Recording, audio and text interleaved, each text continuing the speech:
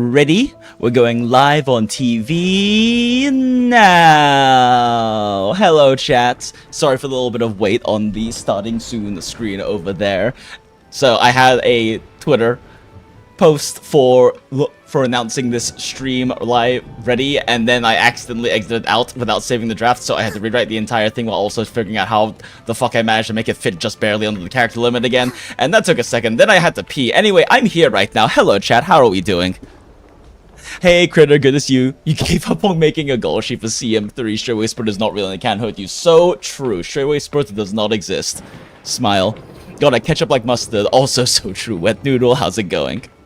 Oh, Jesus fucking Christ. Okay, cool. So, yeah. I have to work tomorrow. So we've got like fucking 2.5 hours maybe until I need to, like, actually make sure I get ready for bed so I can have moderate amount of sleep before working tomorrow, and then also going to gaming bar tomorrow, since gaming bar my friend likes is closing down this weekend, unfortunately, and so bunch of us are getting together to go there for a last hurrah and stuff. So my plan to actually stream all of this WUWA shit tomorrow is shot, and I'm gonna have to figure out another WUWA stream because we can't get all this done in 2.5 hours. But anyway, I am rambling now, and normally the rule is we spend like at least minimum 30 minutes yapping about bullshit or doing other shit not in the stream title before actually getting going, but there's like 2.5 hours, so we're just gonna do story. We're gonna just do story now. Good morning, Grant. How's it going? Jesus fucking Christ. We're breaking all the rules today. But yeah, I had to very badly use the bathroom just now, and I realized that I have drunk so many fucking liquids today. Let's put on stamina real quick first with dailies. I have drunk so much goddamn liquid today. So at work, I'm a bartender, right, at this little boutique hotel, but we have this lemonade that we got in, and it's a local brand called AZ Lemonade Stand, since I live in Arizona, I live in Phoenix, and it's actually really good. Like, it's pretty popular and well known. You see it at quite a few grocery stores. They sell it in like these big ass mason jars, and it's quite tasty, nice and taut, like it really should be, right? But for whatever reason, the gigantic fucking gallon jugs we got in taste like they have no actual citric acid. Like, there is literally a 0 acid burn in them, so it tastes not very good. And and we've had like a whole shitload of kids send it back, which is kind of the main reason we have the lemonade, right? Like making Arnold Palmer's and for kids. And the kids do not, what the fuck am I doing? This is not how you do unit rotations. And so it's not been great. So I spent like a bunch of time today while it was slow, basically readjusting the flavor by adding in a bunch of extra— oh fuck, my fucking thing is full. By adding in like a bunch of extra lemon juice, little simple syrup, try to balance it out, since I normally am used to, at most places I work, just making all the lemonades by hand, but we do use the pre-made stuff here, which is fine. But the pre-made stuff that we have is not very good, and we don't want to use like soda gun stuff because it's pretty shit quality, honestly. And so, over the course of trying to adjust like the flavor of this gallon while keeping it fairly consistent, I probably drank over 36 ounces of lemonade. And that's a lot of liquid for me. I'm really bad about making sure I stay hydrated, even though I live in the fucking desert during summer. So that's a lot of liquid for me, and I have peed so many fucking times today. It's actually good that I ended up working on that today too, because one of the owners of the hotel, he's a pretty cool guy, and he comes in fairly often, since he likes to hang out and like chat with his friends and business partners and stuff over at our bar. But last time he was there, his kid was with him, and his kid disliked the lemonade in his Arnold Palmer and fucking sent it back. So it just so happened that like an hour after I finished adjusting this lemonade and making it taste good and getting it standardized so all the other bartenders can also adjust any future like gallons we get in and everything up, because maybe we just got a bad batch, but either way it's not like usable. And then the owner happened to come in, and like he came in, he wasn't eating, and he was specifically like, let me get a lemonade to go. And I'm like, okay, cool. He's like, wait, this lemonade tastes good. He's like, yeah. And my manager's like, yeah. He just spent like an hour fixing it and getting like it standardized so that we can make sure it's always like at this quality in the future. It's like, oh, it tastes like it's actually handmade now. Cool. Good job. I'm like, okay, well, this is incredibly auspicious timing. Thanks.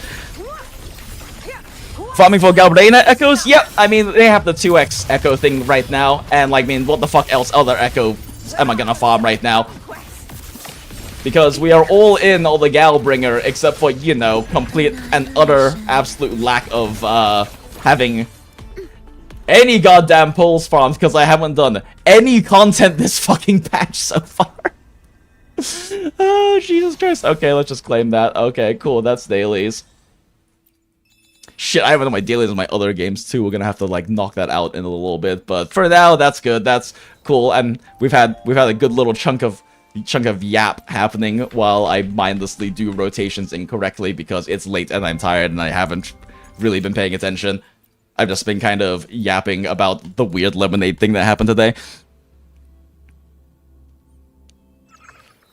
For Lova, Augusta, and the Uno team, nice. Yeah, what noodle? I mean, like, since we got Uno and Augusta, and their rotations are pretty fun to do, but since we already have Uno acting as a healer, Frolova doesn't make sense in this team, but Frolova is still my beloved, my favorite character in this game, with an incredible story and a gorgeous, deep, butchy voice. So, you know, why not just fucking shove her in there? So it's for, like, dailies and stuff, being for, like, just comfort and laziness, it's nice to make sure you have a healer in the team, which can make it weird to shove characters you like into comps, but fuck it, why not? You know, heals enough. It's fine. Speaking of your bartender things, kind of inspired me the alcoholic milkshakes kind of inspired me last week to make some, was pretty good. Oh, hell yeah, Greya. Very nice.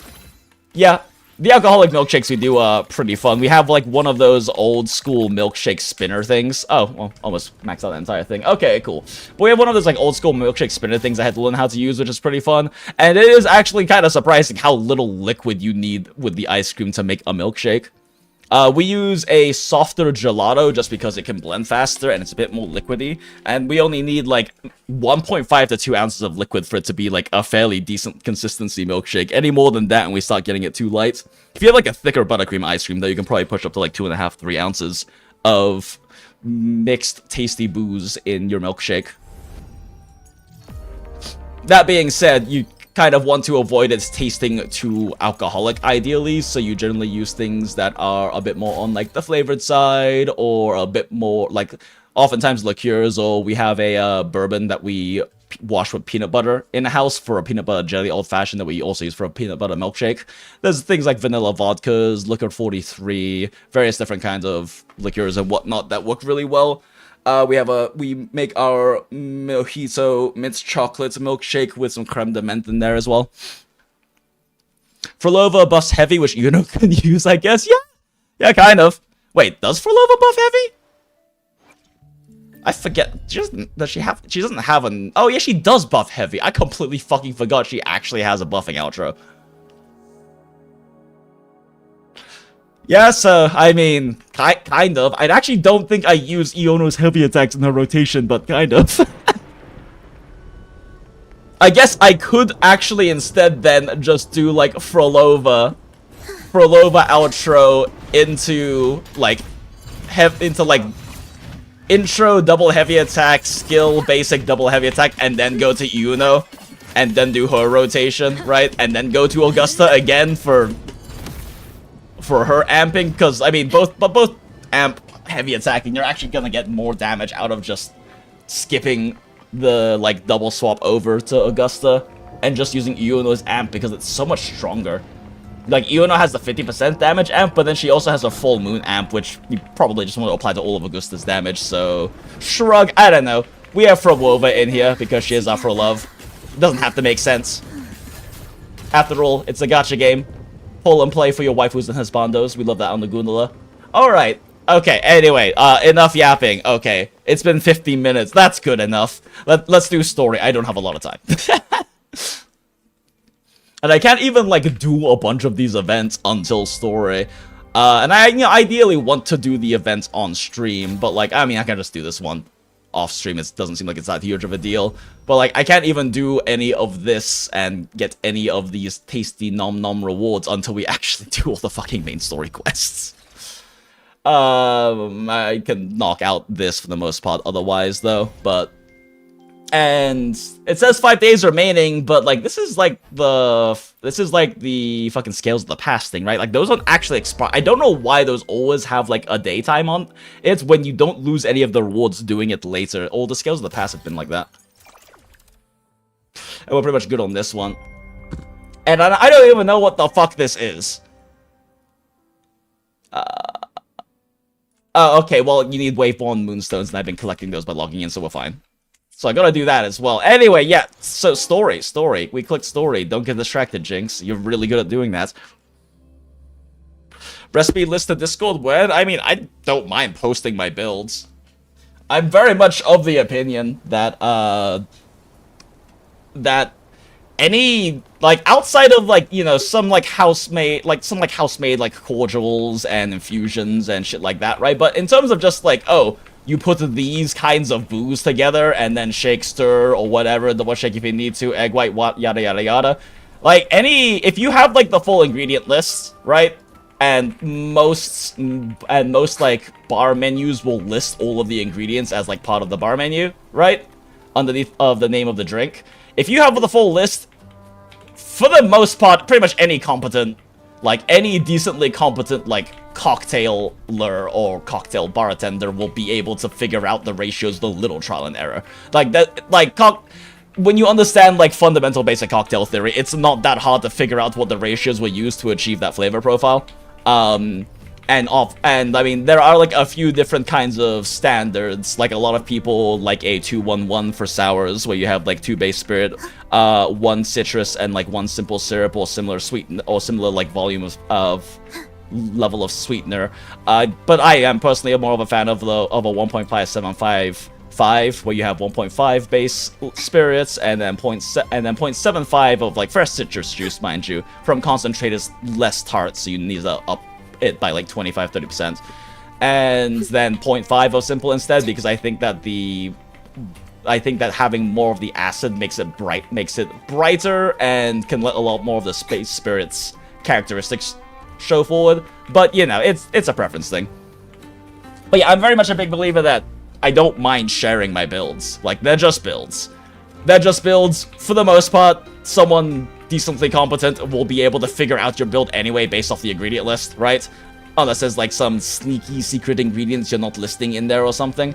But also, like, when you're a bartender, like I am, and you, like, sit down at a cool bar with cool cocktails and shit, and you start yapping with the bartender, like, they're just gonna, like, they'll tell you what, like, the bitters they use are. They'll tell you, like, what various things are. A lot of the time, they'll tell you the builds, but that does kind of depend. Sometimes management is just, like, very, like, chasey about not sharing the builds, even though, again, I will literally just figure it out if I know all of the ingredients. And sometimes it's an ownership thing too. But it's not that big of a deal. I like sharing my builds so that people can know what good, excellent balanced cocktails taste like. Because in order for a cocktail to be good, it just has to taste good. Right? Like, it just has to taste pretty good. But the difference between a good cocktail and an excellent cocktail is that an excellent cocktail is also well balanced, where it's not going to be too overly aggressive in, like, an unpleasant direction that, like, an overly sweet lemon drop or margarita or similar sour cocktail, like, it will still taste good and sweet, but if you taste that back-to-back with one that has actually got a decently balanced profile between, like, the citrus and the citrus or whatever acid you have in there, acid components, and the sweetness, it'll just taste better. Like, it will just taste better than the one that is overly sweet, even if you like sweet things, because the flavor profile is better balanced. And that's kind of, like, the key thing, that, like, a cocktail can still taste good without being a well-balanced build, but a well-balanced build is just going to taste better. And then my opinion is that what makes it go from, like, an excellence to, like, an incredible cocktail is an incredible cocktail has nuance to it. which oftentimes means using like liqueurs as flavors, or using syrups, oftentimes house-made syrups and things like that, using specific bitters to add, because bitters are literally seasoning for a cocktail. They're just like incredibly dense extractions of a fuckload of like herbs or botanicals or roots or what the fuck ever. Like, bitters are literally like seasoning. It's like throwing seasoning on meat or something that you're roasting or cooking, right? And oftentimes liqueurs can add a lot of that too. Like, you can have a lot of very, like, classic cocktails that get a lot more interesting if you use an interesting vermouth or amaro or some sort of, like, liqueur as the sweetener instead of just, you know, juice or regular simple syrup. That's kind of how most places do their, like, signature old-fashioned build. Will be replacing just, like, the basic sugar with something more interesting. That or they'll just, like, fucking fat wash the whiskey or something, which is way fucking easier to do than people think. Do the moon one, it's just one click, you get a buff for overworld on the moon thing. Bartending math guy. You know, it would be cool to do content about bartending. I've always kind of wanted to. And that is part of, like, part of why I have some interest once I actually at some point get a bit more serious about streaming and VTubing and stuff, which really is gonna not happen until I finish working on my own live 2D model, which has had not the most progress lately because of a variety of work and life things. But I do want to spend a bit more time working on it after this month, because I've got like a trip to Atlanta and a bunch of shit going on this month.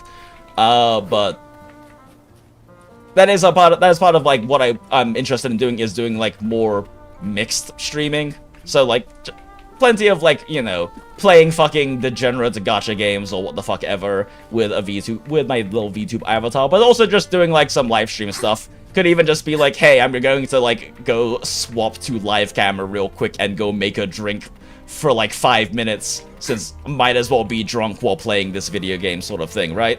Which is also part of why like my VTuber is designed to look like me. Like, I'm not like, in real life I don't have trash panda ears, although I could just wear some raccoon ears whenever I'm doing fucking like IRL streaming stuff, whenever I'm doing flesh tuber stuff. But like, this is literally how I dress in real life, and this is what I look like in real life. My VTuber is not really a character, it's just me. This is what my hair looks like in real life. It's about my complexion. It's a little paler than my actual complexion because I live in the desert, so I have gone a bit more of a tan and everything. But I don't know. I would enjoy doing that. I would enjoy doing some cooking content and things like that too, because part of the reason why I got into hospitality, because I've been working in restaurants, bars, hotels, and shit for over a decade now, is because I grew up with a really strong interest in like culinary arts and whatnot. I just found out how much cooks make and never pursued it as a career. But when I was 4 years old, my parents got like this tiny step stool for the stove, so I could like reach the stove and like cook my own like ramen and stuff like that as a kid. And I always had a really strong fascination with like regional cuisine and things like that, especially growing up in Europe. Like growing up in England back fucking 20 years ago or whatever. It was very nice being able to visit so many different countries and just kind of experience how different the food is. And even how different the food is within the same country. Like, part of what makes France so interesting culinarily, and especially in terms of its, like, regional culinary history, is just how different the recipes, ingredients, flavors, techniques, and everything are in different parts of France. Like, there's a lot more to French cooking than just haute cuisine, which is, like, the Parisian shit that you see is most, like, French food. It's, like, either that or, like, bistro cafe kind of food is, like, the French food you'll see at, like, a French restaurant. It's, like, a fancy, fine dining sort of thing, especially like a course prefix or something, then you're going to probably just be eating like Parisian haute cuisine and whatnot, which is just like basically fancy Parisian French food. But there's like so much other food, especially country food. There's like so many interesting country dishes and recipes that follow very different culinary theory and philosophies than like haute cuisine does. And that's part of what, and then there's also like very interesting regional stuff where for a time when I was working with this with like a restaurant consultancy, we were doing a short-term contract with this one restaurant in Brookhaven area of Atlanta called Violette. And it was like a French little cafe that kind of wanted to upscale into like proper fine dining so that the owner could sell the place, which within the 6 months we got it to that point and they were able to sell the place because they were tired of dealing with it, basically. Hence why they hired a consultancy and blew all that money just so they could basically get it off their back. But that place was a Provençal restaurant, and in the Provence region of France, it's basically the region of France that borders Italy and Spain. So there's a lot more cross-cultural pollination in Provence compared to the rest of France. And that's why Provençal dishes, they'll still be French. They'll still be from French chefs and French homes and whatnot in France, but in Provence, they'll use ingredients like Kalamata olives and a lot more extra virgin olive oil and all of these kinds of things, which, you know, you would think like any kind of olive, but especially Kalamata olives, like, oh, that's not French, but it is French in Provence because they have so much of that Spanish influence in their ingredients and in their culture and culinary history. One of the signature dishes we had was a pan-seared sea bass, fillet, that was served with foie gras mashed potatoes, and then with a sauce de Provençal, basically a Provence sauce. And that sauce had cherry tomatoes, extra virgin olive oil, capers, a little bit of anchovies, and then also Kalamata olives. And there would be many, many times I guess it'd be like, Kalamata olives? That's not French. And then we'd have fun, you know, politely explaining to them the history of Provence and like why that even in the French, even in like the region of France, Provence, they use a lot of Spanish and Italian ingredients and culinary techniques and whatnot because it's literally like the next village over uses them, sort of thing. But yeah. So yeah, if you couldn't tell, I like yapping about this shit. It's part of why I've been successful in this particular career, because it's one of my, like, nerding out hyperfixations is culinary things, and it's also, like, spirits, cocktails, liqueurs, those kinds of things. Beer and wine is kind of whatever. Like, I know plenty about them, and I understand a lot of the fundamental theory, because that's how you make more money, is by selling more expensive fucking wine. But I don't have that much interest in it. I think it's kind of pretentious, and I think it's kind of overhyped pretty heavily. Like, wine is tasty, and good wine is good wine. There's also, like, a pretty quick limit you hit to, like, the ceiling on quality of wine. It's normally around, from, like, a good vineyard, like, from, like, a vineyard that isn't, like, overpriced. It's around, like, 30 to 50, 60 a bottle retail is kind of where you kind of start hitting the ceiling. Where I've had, like, several $100 bottles. I've had a few, like, $1,000 plus bottles of wine before, and honestly, I prefer some of the $50 bottles I've had more. It really comes down to preference at a certain point. And also, humans are way fucking worse at tasting than we think we are. It is comical how bad so many trained sommeliers, how many bar managers, bartenders, wine experts, and connoisseurs are, how bad they are at blind tasting. The human tongue is not that good, and some people have super palates. It's pretty rare. What you even ate 8 hours before that day, or your hydration level, can very much change the notes and flavors you get out of something. And humans are really shit at blind tasting. But at the end of the day, I do think part of the whole thing about learning about wine and all that is kind of more of a personal appreciation thing, right? It's like, oh, I like this thing and the way it tastes, but learning about wine and learning about, like, the different flavor notes and different methods and whatnot, it's like, oh, I understand why I like this better. And also, I understand, like, enough about this that I can find other wine that is similar in certain ways that I would also like, without having to, like, you know, test a bottle every time. Like, I know that I like a lot of the darker varietals of Spanish and Italian wines, especially, and I like my wine to taste like dirt and rocks, because I like earthy, herbaceous, not very fruit-forward or sweeter wines at all. I like very dry stuff as well. So I know that a lot of old world stuff I'll like, but I also know that I don't like the flavor of oaking very much. I'm not a huge fan of vanilla in my booze. So I also know that there's, like, a lot of French wines I will like, and a lot I won't like because of how heavily French oaked they are. And I also know that the vast majority of American wines I don't like because of how heavily French and New American oaked they are. They have a lot of vanilla-forward flavors, they have a lot of that oaky, woodiness, but kind of the sweet oaky woodiness. They have a lot of like very lush, ripe fruit flavors, which I don't like. I don't like my wine to taste like grapes. I want it to taste like dirt. I want to taste the earth that it grew up in, basically. But yeah, wine is interesting. I just think it's like, it is like frankly very pretentious, and I do think there is definitely value in learning about it if you want to learn about it for yourself, but it doesn't make you better than anyone else, and you sure as hell are very unlikely to be a super taster, someone with like an incredibly strong, consistent palate who can actually blind taste well. But that doesn't mean you shouldn't, like, try to taste things better. It's nice to be able to be like, oh, I recognize what these flavors I like are. Like, I like the flavor of, like, the cherry wood that I'm getting from this or whatnot. I am enjoying, like, the dried apricots or, like, the limestone and shit like that. But at the end of the day, like, that's a more matter of appreciating the thing that you already know when you drink it. Your brain's like, ooh, this tastes good. I like it, right? Similar to how, like, you can learn about, like, seasonings and things like that so that you understand, like, what the basic seasonings that go into, like, a Cajun rub, for example, is. But at the end of the day, all you're really doing is intellectually understanding why your brain eats that fucking, like, Cajun rubbed,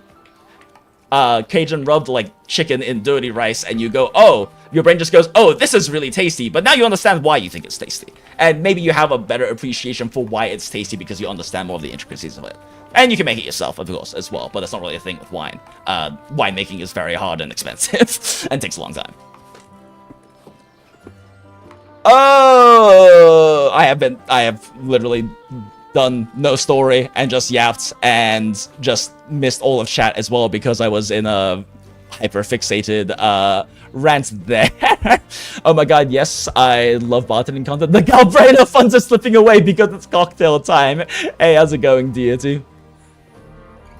Yeah, would be interesting to hear more bartending stuff. Yeah, I mean, I'm down to yap more about it, and like I said, it would be cool to, like, I mean, it's fun to, like, drink cocktails on stream sometime, right? And it'd be neat to be able to just, like, figure out a setup so I can just, like, pop a fucking GoPro or some shit in my overly stocked bar and just mix a cocktail and stream and then go sit back down and continue gacha gooning and shit.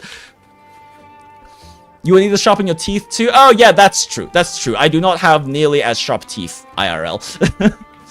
On cooking, I could give even more reasonable opinions. I really like going all out occasionally. Hell yeah. I mean, it's nice. Like, it's especially nice to, like, go out and eat something nice, right? I mean, I feel like that's a relatively universal leisure activity for the vast majority of people. I mean, it's not, obviously it's not going to be every single person, but especially in a lot of specific cultures too. Like, I know that we have quite a few Asians in our community because, of course we do, it's a fucking gacha community, but I am Chinese, and in Chinese culture especially, there is a huge focus on food.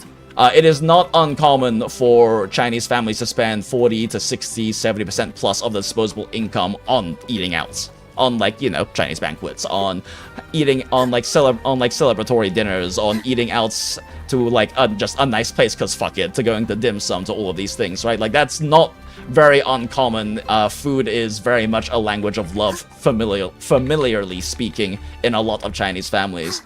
And I think that's also, like, fairly cross-regional, because it is oftentimes weird to say, like, something about yada yada Chinese people in general, because China's fucking massive, and there's huge regional differences between a lot of the regions. My mother is from Hunan, and Hunan, Guizhou, and Sichuan are, like, the three spicy regions, like, three spicy provinces of China, and their culinary history especially is very different from a lot of other Chinese places. Guangdong, like Cantonese food, is very, very different from Sichuan and Hunanese. Even, like, Hunanese and Sichuan are different, they just both really like chili peppers a lot. But Hunanese cuisine is much more focused on, like, the use of, like, fresh chili peppers, so it's generally, like, got the highest capsaicin levels, generally the spiciest, and Sichuan is a lot more focused on dried chilies and using chili oils and seasonings and condiments made out of dried chilies and whatnot. Anyway, yeah, right, WUWA'S story thing, wow. Okay, we have officially managed to spend 30 minutes not doing the thing in the stream title because I got on a fucking food and beverage tangent. Can you tell I do this for a living? I had my best chicken and sauce in Paris. I have no idea what the name was, but it was literally just chicken and sauce and it was mind-blowing. Yeah, I mean, food doesn't have to be that complicated to be incredible. But at the same time, something that simple can also still be incredibly complicated. There are some French sauces that are fucking absurd to make. Like, the amount of steps you need to make even base ingredients for them. Like, making a truly traditional, like, Parisian demi-glace, when you can just fucking buy it anyway, and that's what you should probably be doing. The amount of steps for, like, a classic... What's his fucking name? Francois... blah, blah, something. It's, like, one of, like, the originators of whole cuisine. He has, like, a really big cookbook. I fucking forget his name. But, like, doing his method takes, like, fucking 9 hours and, like, 30-something steps. And that's just to make the base demi-glace for, like, some fucking sauce you might be making, right? And, haute cuisine, like, a lot of Parisian cuisine is really big about sauces, too. That's, like, a huge focus of it. And some of their sauces get fucking insane. Which can make that kind of a thing mind-blowing. I'm also, like, very much a believer against the whole, like, purist idea of, oh, good meat shouldn't have sauce. It's like, okay, good meat doesn't necessarily need sauce. Like, yeah, a really good steak, a really good pork chop, whatever, will be great with just salt and pepper, but seasoning exists to make things taste better, not necessarily to cover up a bad flavor. I mean, you can do that too, right? Like, a lot of heavily spiced dishes, historically, in a lot of different cultures have originated from, like, country poorer folk who couldn't afford to have nice quality or nice meat or things like that often. So they made the food taste good even if the meat quality is kind of shit, right? But, you know, these things exist past just that. Yeah, a Wagyu steak is great, but a Wagyu steak with an incredibly well-made and, like, well-pairing sauce, as well as, like, accoutrements and, like, side dishes and stuff that really complement it nicely and especially can help take off balance out some of, like, the richness and fattiness, because the thing about Wagyu that makes Wagyu is it has an absurd amount of intramuscular fat, so it's really tasty, but if you eat, like, 3 or 4 ounces of, like, especially, like, a high grade, like an A5 or, like, a high grade American Wagyu or something, in a row, your mouth is just, like, overloaded with fat. And I don't find it very pleasant, personally. So I would much rather be eating it with some kind of side dishes or small accoutrements or whatnot that are going to balance out that richness and heaviness. Because I don't want to, eventually have my palate just be my mouth sitting in a fuckload of basically beef tallow. As tasty as beef tallow is, there's only so much before it becomes overbearing and suddenly not worth spending an absurdly large amount of dollars per ounce on this fucking steak. Similar with sauces, right? There's a reason why top restaurants in the world, top recipes in the world, Michelin-style places don't just serve piece of meat with salt and pepper. They pair it with something that elevates the flavor, because not all seasonings and sauces and complements and whatnot aren't always there to, and will not always, like, overpower or cover up the, like, pure quote-unquote flavor of, like, a good ingredient. Sometimes it elevates it, but that is a matter of, like, the skill, knowledge, and execution of the chef and of, like, of the kitchen staff to be able to achieve that. Like, you definitely can just ruin things with other flavors. If you throw ketchup on a steak, you're mostly gonna taste the ketchup. But that's not always the case, right? But that's not always the case. I always find it funny when people are mega rigid about, oh, but we can't add that ingredient into our regional food. Yeah, I mean, like, there is something to be said about, like, culinary tradition, right? Like, the whole, like, Americanized, quote-unquote, or more accurately, like, New York-style Chinese food thing, it's like, I think it still tastes good. There's a lot of New York-style Chinese food that tastes good. I mean, honestly, my mom is Chinese as fuck. And she still fucks with Kung Pao chicken at Panda Express, because its flavor profile is actually decently authentic. But, like, I've had, like, Americanized Chinese food that tastes good, and, like, it can be problematic to say, like, it's authentic Chinese food, because it's not, and culinary history is important. But that doesn't mean it's not good. And, like, there are things that are, like, factually part of, like, regional culinary history, but that doesn't mean you have to have that for it to be good. And also, like you were saying, like, a lot of people can be rigid about the ingredients of like, oh, that doesn't go in like this food. But also a lot of that's education, right? Like with like the Provence thing, it's not that French food can't have olives, it's that most of France doesn't use olives. But regions like Provence do use olives. And it is actually a French ingredient at that point. So long as he walks closer to the quest objective and then it goes back to the beginning, I am running in a circle all the time. My tongue is really good at identifying when it's burnt lemao. Oh yeah, I mean, that's not an unuseful skill. It is also really subjective. Yeah, a lot of taste things are... I mean, taste is very subjective. I mean, for fuck's sake, we don't even know if, like, what I taste as an apricot flavor is what you taste as an apricot flavor, right? At the end of the day, it's just we both know that the apricot makes us taste a specific thing. But especially when something isn't actually that exact, like, set of components, like the set of, like, compounds and shit that exist in an apricot that make it taste like an apricot other than just the sugar, right? And when you have something that is similar to that, it becomes incredibly subjective what that flavor might smell like, might taste like to you. Like, with wine tasting especially, I'm a big believer of it's, like, it is useful to have broad categorizations, right? Like, you can definitely just generically say, oh, this particular Sauvignon Blanc has a lot of stone fruit flavors. Which stone fruit? Incredibly subjective. Does it taste like peaches? Does it taste like apricots? Does it taste like... what kind of stone fruit does it taste like, right? And, like, you can definitely say, like, this has, like, a ripe, like, green vegetative flavor, but whether that tastes like a bell pepper, or that tastes like a spring onion, or that tastes like a fucking chive, or lettuce, or cucumber to you is incredibly subjective. Like, the specificity is nice for your own personal use, but it's not really helpful or useful, especially in terms of, like, training staff. Because I've done a lot of staff training. I've pretty much almost always ended up in some degree of leadership role, and I enjoy teaching, if you couldn't tell from my YouTube history. And so, like, I end up doing a lot of training, and there is definitely... there are much more useful ways to train someone unfamiliar with wine on wine than how most people train people on wine. Like, I just think understanding the base intellectual fundamentals of wine and how it works, as well as understanding what a certain groups and categories of flavors taste like helping people understand what earthiness actually tastes like, right? When someone says something is earthy, there's like a whole broad category. It could taste kind of leathery, it could taste kind of like dried, it could taste tanniny, or it could have like a lot more like tannin feels to it. It can taste like wood, it can taste like coal or charcoal, it can taste like manure. Some of my favorite red wine literally taste like manure. I'm weird.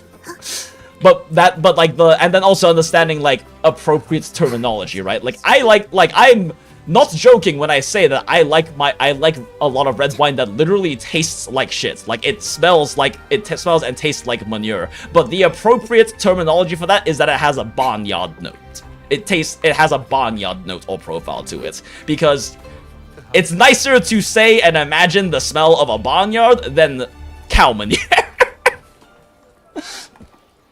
But similarly, like I was saying, like, understanding, like, oh, this is kind of like what stone fruits taste like. This is kind of what, like, yellow fruit, green fruit, what red berries taste like. Whether that's a raspberry or strawberry or cherry or fucking boysenberry, what else ever. Or, like, what, like, darker berries taste like. Those kinds of things. Like, understanding those kinds of broad flavors, I think, is also more helpful for, like, assisting and, like, guiding guests, which is kind of, like, part of the whole thing with wine. Also, I just also have learned that if you really want to sell expensive wine, it's way more important to know a cool story about the wine and interesting things about it than to be able to explain the flavor super precisely. You will sell way more fucking $400+ like Premier Cruise if you can tell them a really cool things about the vineyard and the history of this bottle than if you explain the deep specific notes and intricacies of the flavor to them. Right? If you can explain why it costs $400 and really make it sound like great and worth it, they're much more likely to buy the $400 bottle of wine. At least in my experience.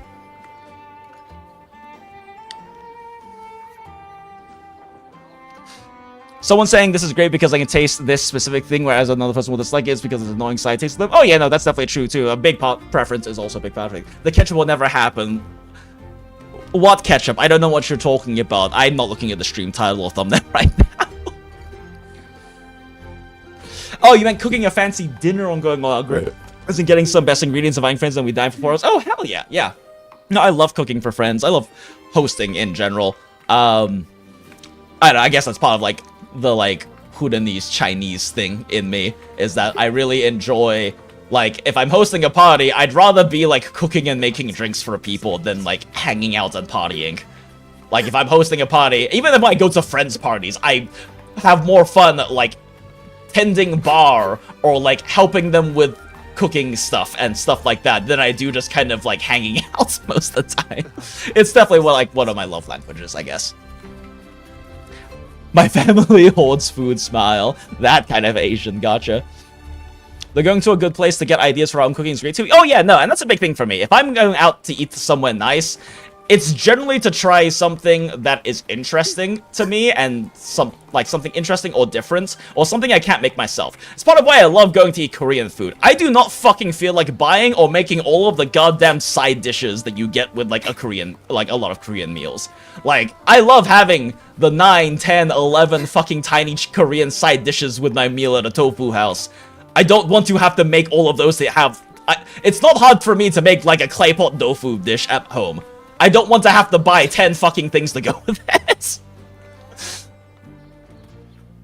And same thing for like a lot. I also enjoy going out to eat like nice, like really nicely made, even if it's pretty cheap, like ramen and pho and things like that. Because I don't feel like fucking making my own broth over the course of 9 to 14 hours to have like this like particular flavor. I'll just go pay 20 bucks for it instead.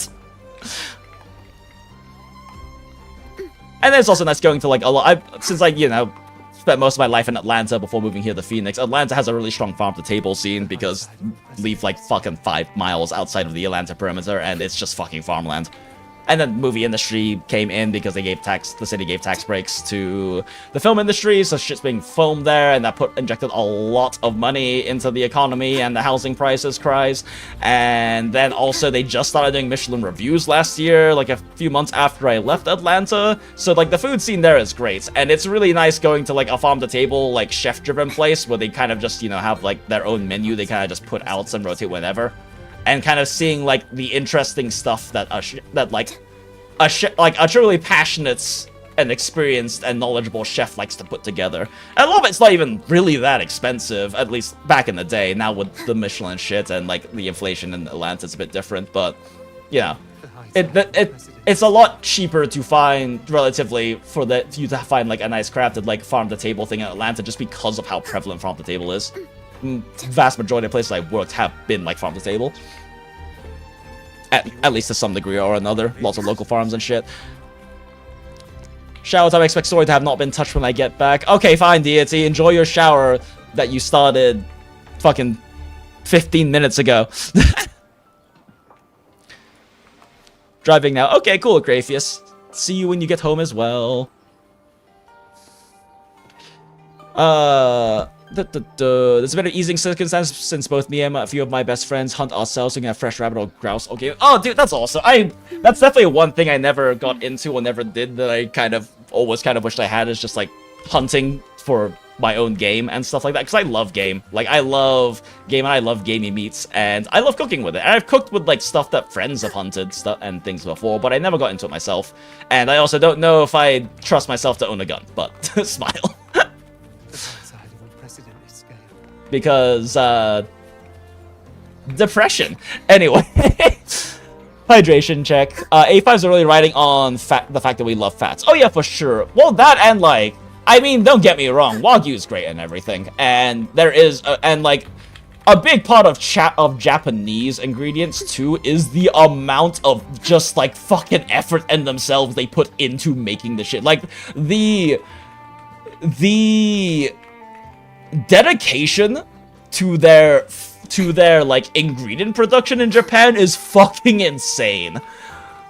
Like, outside of just what the actual end product and flavor tastes like the amount of shit they do for these fucking like A5 graded Wagyu cows, of playing opera music and massaging them, and a lot of ranches, they like cut their tendons in their legs so they literally don't get to walk around, but it's okay because they get fucking sponge bathed and massages every fucking day to tenderize their meat and allow their intramuscular fat to be more distributed and all of this shit. It's like, you know what? They got for livestock animals, because I'm not gonna pretend like the life of a livestock animal is good. They are literally being raised to fucking be eaten. But they got a pretty decent gig, I feel like. And like the amount of effort that a lot of like Japanese put into like fucking like berries and melons and fruits and other shit that end up costing like fucking tens, hundreds of dollars. It's kind of wild. It's also why, like, Japanese whiskey has fucking exploded so much over the past decade, because there's just, like, so much dedication and love to the craft that that is a part of, like, Japanese food production culture. And beverage production culture, too. Like, Japanese whiskey literally started because Japanese people went to Scotland and learned the Scottish, like, Scotch-making techniques, and then brought it back to Japan, and then, in my opinion, did it better. They definitely did it differently. If there's one thing that you can say very universally about, like, Japanese beverage, like, you know, beers, wines, spirits, all that kind of shit, is that they're incredibly good at creating very delicate products.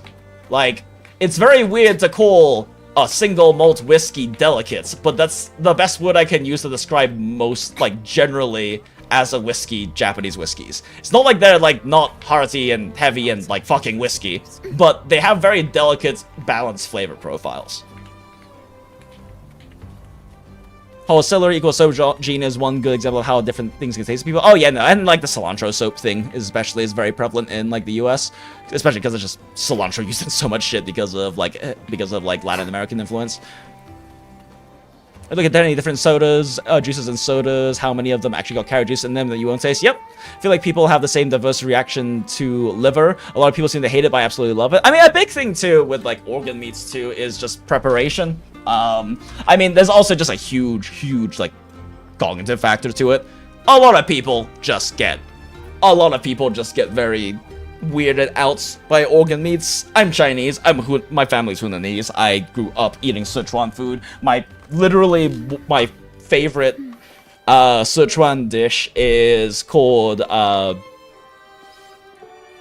Fuqi Fei Piang, and that literally translates to husband and wife, husband and wife's lungs. Because it is a dish made out of, like, beef heart, beef tendon, several kinds of beef tripe, like, all of these interestingly textured and flavored organ meats, and then it's, like, they're, like, cooked in various different ways, sliced really thin, and then just marinated in a fuckload of chili oil and crushed peanuts and cilantro and spices, and then you just serve it as a cold dish. And it's like, at any like good Sichuan place, it's like always the thing I order as an appetizer. And it's just like, it's just straight up fucking organ meats. I'm definitely that person who, when I go to pho, I always get like a pho dak biet that has all of like the bibble tripe and all of the various different kinds of tripe and intestines and things like that in it. But people who don't grow up eating that kind of thing and who don't necessarily have more like explorative tendencies definitely just get freaked out by the idea of it, right? It's definitely a thing I've observed and experienced a lot of, like, introducing friends to really tasty, well-done organ meats that, and just, you know, them not knowing it's organ meats allows them to enjoy it a lot more and then go like, oh, that was heart? Weird. It tasted really good though. Because beef heart especially, like, especially in a lot of different ways you prepare it, it's kind of just a hearty beef meat. Like, it really isn't that weird. Definitely when it comes to things like specific organ meats like liver, because of how powerful the flavor is, how it's handled and prepared and worked is really important. Like, fucking chopped liver sandwiches are kind of shit, but there's like so many good ways to eat liver, especially in Asian cuisine. The way French handle it is interesting because a big aspect of liver is working with and not letting like the smell overpower it. And a lot of like French cuisine will use milk and basically marinate it and soak it in milk, because the fucking, what is the compound again? It's not the lactose, it's something else in there. Casein? I don't remember. Anyway, that's a compound in milk that attaches to a lot of the smellier compounds in liver, and then when you rinse it off, it's gone along with the milk. So it helps with controlling the degree of pungency you get out of the liver. There's different ways you can cook it that can definitely help. Frying, oftentimes, even just like a quick like flash fry before doing something else with it, can definitely help a lot with that as well. Like, there's a whole variety of ways of dealing with it, but like, you can very easily have a really, really bad liver that is like so much worse than fucking anything else you've done badly, right? And that definitely can put people off from it. There's a lot of British people who are just very traumatized from eating shitty chopped liver, and never want to eat liver ever again, even if it's like one of the most like well-prepared, delectable things they'll probably ever eat in their fucking life.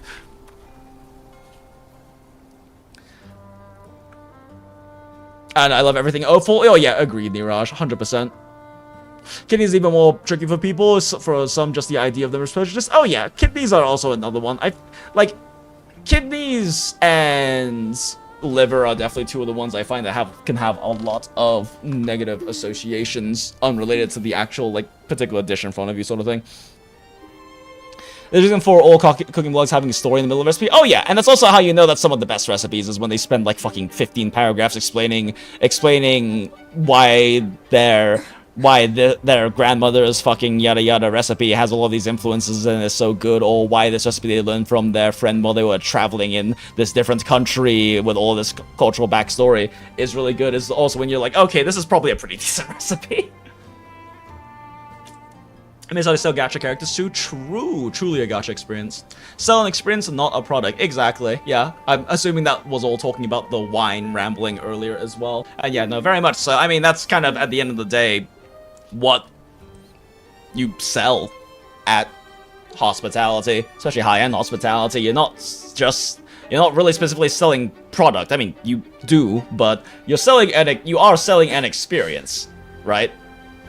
Like, it's very different to just DoorDash or to go tasty food and then to like actually go sit and have a full experience with you know, staff taking care of you and interacting with you, and the atmosphere and ambiance and all of these fucking tens, hundreds of different tiny factors of the experience that all equates to the general vibe and memory you get out of it. And, you know, it's a cool story about cool wine or cool type of booze or something is also a great way to do that. Definitely a great factor. Got a recipe for fudge chocolate, but it makes like 2 kilos every batch, and I end up eating maybe a tenth of it and usually giving the rest away. Yeah, no fair. Is it not possible to reduce the measurements in that? I'm not really big about baking. That's definitely one thing I've never been that huge about, especially with like sweeter things.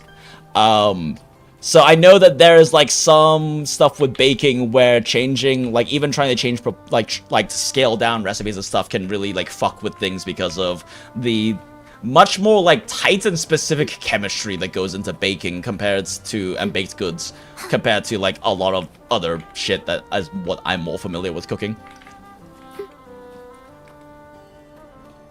It's a lot more satisfying to give it away. I'm not sure why. I mean, because it's nice. It's like, it can be like a love language thing, right? I mean, you know, it's a way that you can like do a nice thing for people you care about. Because weirdly, most people like to do nice things for people they care about because they care about them. You know, when you don't suffer from things like narcissistic personality disorder and whatnot. Like, what do you mean the pickle radish gonna take me 1 whole month? Oh, yep. Made it anyway. I mean, at the very least, pickles are like kind of really hands-off. You just have to be fucking patient. Like, as long as you're careful to make sure they don't have like spoilage risks or something, yeah, it's gonna take you a whole month, but you know, you put it together and you check on it like every fucking week or something, maybe. Right? It just gotta be patient, but it's relatively low effort at least. My friend whose family is from Hong Kong had a restaurant. I literally gave him fresh offal and other elk parts as gifts a few times when visiting places. Oh, hell yeah! They stopped for like 3 seconds when they found out one of the meats was hot and then went, well, clearly this is great, so I guess I'm eating these from now on. That's awesome. Hell yeah. Yeah, Guangdong is interesting. Like Hong Kong, right? Is in the Guangdong region. Anglicized as the Canton, so Cantonese food, but the actual pronunciation is Guangdong. Their cuisine is really interesting because of all the Western influence in it and how different it makes it, but it's also interesting just because of how much, like, what is considered just, like, Chinese food, quote-unquote, in the West is Cantonese food. Like, there is, like, a good chunk, probably the highest percentage, like maybe not a majority, but the highest percentage of like New York style Chinese food is based off of like Cantonese food. And Cantonese food is very, very cool, just because like I'm not the biggest fan of a lot of Cantonese food, but if there's one thing I fucking love, it's Hong Kong barbecue, and it's like so great just going to like, you know, some like fucking like Chinese strip mall food court with like the most authentic fucking cheap ass Chinese food you've ever seen, and then going to like the Hong Kong barbecue stand and them just having a bunch of like chunks of pork and chicken and like whole fucking chickens and ducks and shit just hanging on hooks, and then you go, I want these meats, and they go, cool, nod their head, yonk the things down from the hooks, take a gigantic ass cleaver and a chopping board that is literally just like the bottom of a log, and then just hucking these things up into chunks for you very cleanly and skillfully, and then swooping it on top of a bunch of rice with like some spring onion oil and batsai or something, and handing you this fucking styrofoam box filled with incredibly delicious meats and rice. And it's just it's a great experience, and like a very like cherished nostalgic thing for me. Yeah, Cantonese food is like the face of Chinese food in the US. Oh yeah, I have found that Sichuan is, at least in like the places I've lived, so south, because I live in southeast and now also southwest and everything, but I have noticed that Sichuan is also got a good amount of representation, but not so much in like the Americanized Chinese side of things, and more so in like a lot of like the more Chinesey places, for lack of a better term, oftentimes have a lot of Sichuan food, because it's kind of like, it's like the most approachable spicy Chinese food, I guess, and like some of the most like flavorful, and some of the most like easy to make a decent one of, because of how heavily focused they are on like dried chili condiments, that you can kind of just buy the stuff to make like a half-decent mapo tofu, right? You can just buy like half the stuff you need to make like a decent like Sichuan like mala sauce or something like that, or just buy a mala sauce that's decent and doesn't require you to like actually do that much other than buy like decent quality doubanjiang and like fucking laogan ma and shit like that, and like Sichuan chili oils to like make decent Sichuanese food. Just because like there's such a big focus on like the condiments that they put together and seasonings that you can kind of just buy those and make a half-decent one. I'm back, still yapping. Yes, we are, deity. I'm on a food tangent now.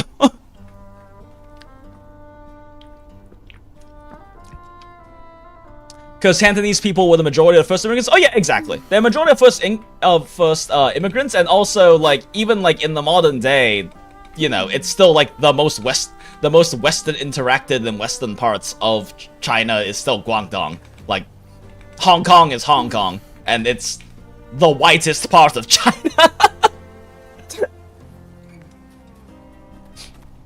Joints, me cleaver, no care, chop chop. Oh yeah, no, and it's like incredible just watching them like take this duck leg, right? Like taking the duck and just chopping through all the bones, taking the duck leg and just like very cleanly, easily, with like incredibly minimal like sounds or imagery of any kind of like struggle, just cutting through this fucking bone in the leg to chop it up into like 3 pieces. There's something really like viscerally satisfying about watching this, like watching what is probably like this middle-aged Chinese man who smokes too many cigarettes, just like fucking skillfully and without like any effort just using this gigantic fucking chungus of a knife to just chop up meats weirdly skillfully for you and then put it on top of a rice in a white styrofoam box. Could never recreate that with a tiny home cleaver? Yeah, because I mean, part of it is the tiny home cleaver. Part of it too is that generally the kinds of cleavers you buy are oftentimes stainless steel, and a lot of the ones they tend to use at like authentic Hong Kong barbecue spots are generally going to be like fucking not cast iron, carbon steel. During a big carbon steel, because carbon steel is able to have like actually have like a sharper edge and everything, but also able to just have more weight and heft to it. The thing is, you actually have to take care of carbon steel knives a lot nicer and better than stainless steel ones, because part of like there are things you sacrifice by making something stainless steel, but the thing that you gain advantages on is not having to care for it nearly as precisely and frequently. Because, you know, it doesn't fucking rust. And also another big problem too, with like home cleavers and stuff. If you don't like whetstone your own knives, which I do. I say that, I haven't fucking whetstoned my knife since I moved to Phoenix. I've been really lazy about that. Yay, depression. But I do, like, I have been, like, whetstoning and sharpening and re-edging and all of that, my own knives for, like, fucking 12, 14 years now or something. It's just fun to me. It's a fun meditative practice. But most professional cleavers for that kind of work are made with a much wider bevel than, like, stuff you buy. Because, like, the bevel, basically, like, the angle of the blade, right? The angle of the blade, the bevel, is generally going to be at a decent middle ground between sharpness and sturdiness for most knives you buy, because that's just what general use is going to demand. It's also why it's hard to buy a knife in a store, even at like a proper like chef supply store, that if you don't re-edge or have someone re-edge is going to be able to do like rice paper sashimi shit, right? Because like to be able to do that degree of to like cut fish to like rice paper thinness cleanly, you need to have a literal razor edge, and razor edges tend to be 5 to at max 10 degrees. Because I also used to shave with a straight razor and sharpen my own straight razor. So, like, a razor edge is, like, 5 to 10 degrees, but you won't find a knife, a pre-bought knife that is that sharp, because if you use that thing for, like, 20 minutes, you have to resharpen it. A 5 degree edge dulls very quickly and breaks very quickly, which is why you're supposed to strop your razor every single time you use it, and you don't use a straight razor for very long when you use a straight razor. It's also why professional barbers don't use traditional straight razors. They use the kind with swappable heads, because otherwise they'd have to be fucking full stropping and like oftentimes re-edging them like multiple times a day. And it's also why like back in the day when barbers did use a lot of like single piece, non like hot swappable straight razors, they had a fuckload of them so that they could, you know, swap to a new one in the middle of the day when they were busy and not have to like fucking re-edge their current one. I mean, the main thing about stropping is just straightening the edge. It's like when you use a honing steel. Honing steels don't remove. People often misunderstand and think that the honing steel, like the stick of metal you like rub your knife against, right? The like shing shing shing thing. Honing steels don't remove material, they don't sharpen. Sharpening is when you basically remove material to make the edge sharper. What they do is hone. That's why they're called honing steels. The idea is that they cannot and should not be able to remove actual steel material. They just re-straighten the edge, because when you have a sharp edge and you use it, you know, this would be easier if I just, like, draw it.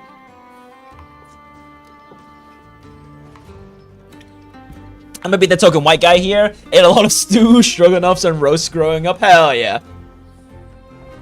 But you can just buy the cleaver they use. Yeah, you can. But I mean, part of the issue is also carbon steel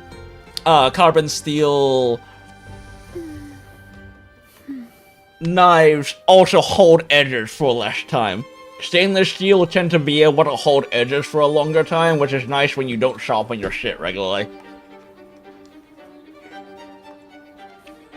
Let's just open a new one real quick. So, like, the thing about... Yes, this tangent is happening. Oh, fuck, what happened to my... Wait, what the hell happened to my vape? Oh, shit. I was refilling my vape, and then the little vape pod itself got stuck on the bottle of juice and yanked out without me noticing, so I didn't have a pod in my vape. Anyway. So, like... When you use a knife, right? So, like, when you use a knife, right? Why is shift not working? Shift, why aren't you working? There we go, okay. So when you use a knife, right, you have a straight edge. And then once you start using the knife a little bit, the straight edge kind of becomes more like this, right? Like if you were like to stare at the knife facing directly towards your eyeballs. Don't do that, by the way. Incredibly dangerous. But if you were to, like, look at the very thin edge of a knife, after you use it for some time, it starts to get out of shape, right? It starts to get a bit wiggly. Like, this might be a little bit excessive unless you've been using it for an absurdly large amount of time or, like, with more force than the bevel should support. Because that's also part of the thing. If you use, like, normal cleavers for that bone hucking work, you will damage the edge really fast because they don't have a wide enough bevel. Wider bevels are sturdier, but not as sharp. That's why your, like, sashimi knives will have, like, a 5 to 10 degree edge to be able to be razor sharp, but they dull very quickly. And you'll have a much thicker, I don't want to say, did they go to, like, 25, 30? I don't remember for, like, those kinds of, like, carbon steel, like, leg huckers. But yeah, so, like, over time, your edge is going to end up becoming something more like... I don't have my tablet up, so all my hotkeys on here. Like... Yeah, after like, a few uses, right? And this is why you'll see, like, professional chefs and even, like, good home cooks, honestly, make a habit of it.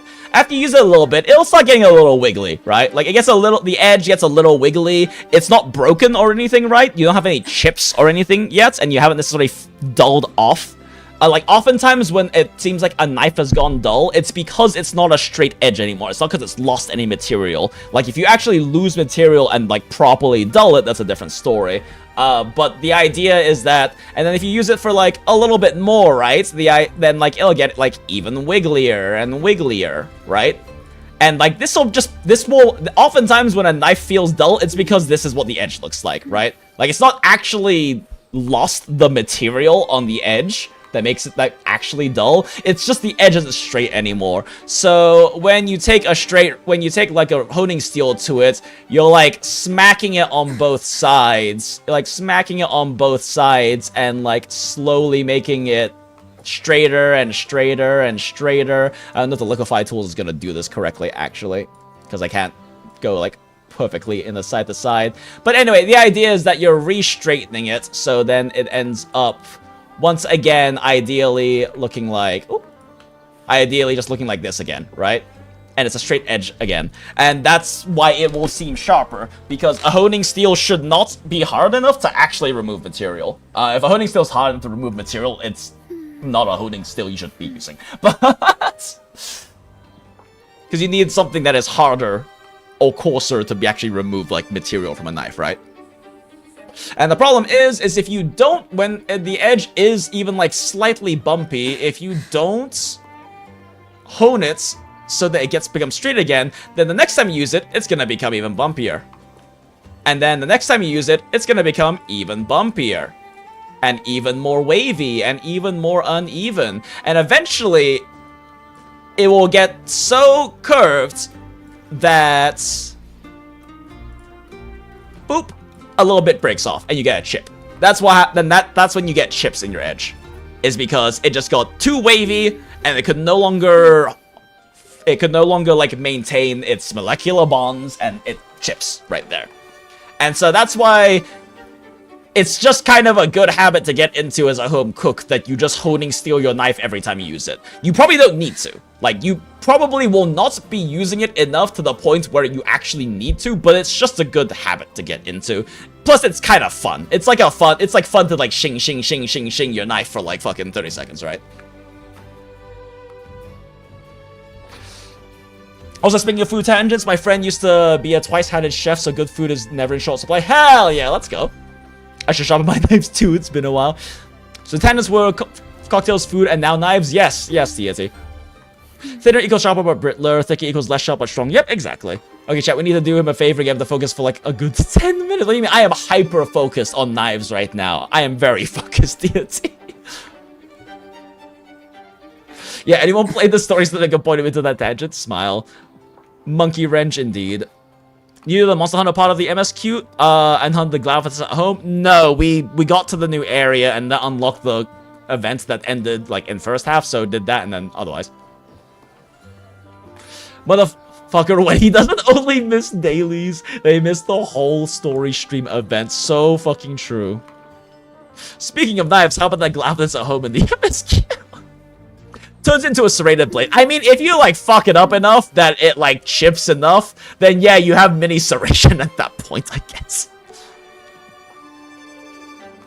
As much as I dislike keeping up the tangent, holy fuck, are dull knives irritating. Yeah, and dull knives aren't just irritating. They are more dangerous. Like, dull knives are more dangerous because you're more likely to slip. You are much more likely to injure yourself trying to cut something and then it's slipping and hitting your fingers or hitting you than you are from, like, fucking up and cutting yourself with something too sharp.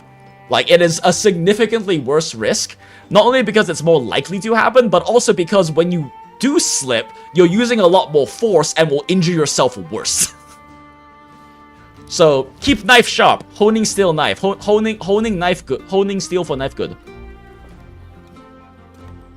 Every new chat seems to be extending the tangent. So true. I've literally gifted 2 knives to a friend's family with a caveat of please take one of these to your cabin since I visited them often there. And that's been dangerously dull. Yep. No, I have many times sharpened my family's knives when I go visit, as well as like my in-laws back in the day, before Jenny and I split and everything. And I have also visited friends' houses and just been like, next time I come here, I'm going to sharpen your fucking knives. And then I sharpened their fucking knives. There was one time I ended up at this random fucking house party. And like, I had dinner at a friend's place, so I had and sharpened their knives, and then went to this house party afterwards, and still had my whetstones on me, and someone had a katana, like one of those like katanas you buy at a fucking anime convention or something, and was trying to cut a watermelon with it, and it was too dull, and I said, fuck it, let me see that, and I spent 20 minutes sharpening their katana. Sharpening the katana. I actually managed to cut myself during it. But yeah, that shit sliced through that watermelon cleanly afterwards. And that takes so much more time. That takes so much more time and effort than like a fucking knife. It's much longer. And it's also worse steel because those katanas aren't meant to actually be blades. Wait, so you didn't do anything since the last time I watched a stream? What do you mean, deity? This isn't a WUWA'S stream. What do you mean? Literally, I had to stab onions before I get sliced, and it was unbelievable. Oh yeah, I've experienced that. You have to use the pointy parts to get a groove that you can slice, so yeah, it's awful. Another way that is heavily not recommended is to hone 2 knives against each other to do both at the same time. You can technically do that, but I wouldn't recommend it. Because you have to... This big issue with that, too, outside of just the risk and danger, and also not being able to apply the pressure properly, is that if you don't have both constantly moving the contact point, you're going to have a chip risk. If you, like, have one knife pulling against just, like, the same spot of the other knife, you're going to have a chip risk. And then also it's dangerous and also harder to do because applying the pressure properly when you have like a thin angular piece of metal versus a stick is also hard. Yeah, and yes, I did get a small cut with those shitty knives because they were so dull. Yep, that'll happen. I think Chet can agree that it's okay for you to play story offline just this time. No, we do it on stream. Okay, I'm done with the knife tangent, I promise. Okay, oh, sorry, for Lova has been playing music into a rock. Alright, Fuck.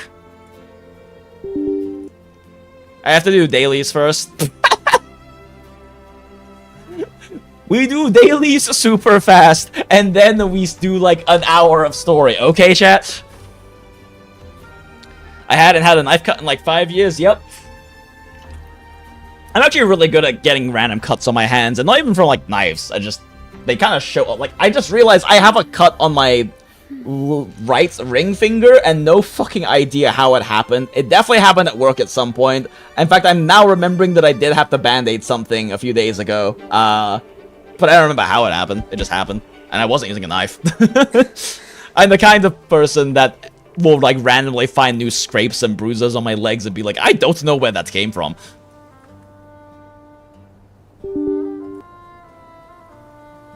Okay, this has not been a very productive stream, but it has been incredibly fun yapping about food, beverage, and knives, and I'm probably gonna do this more often.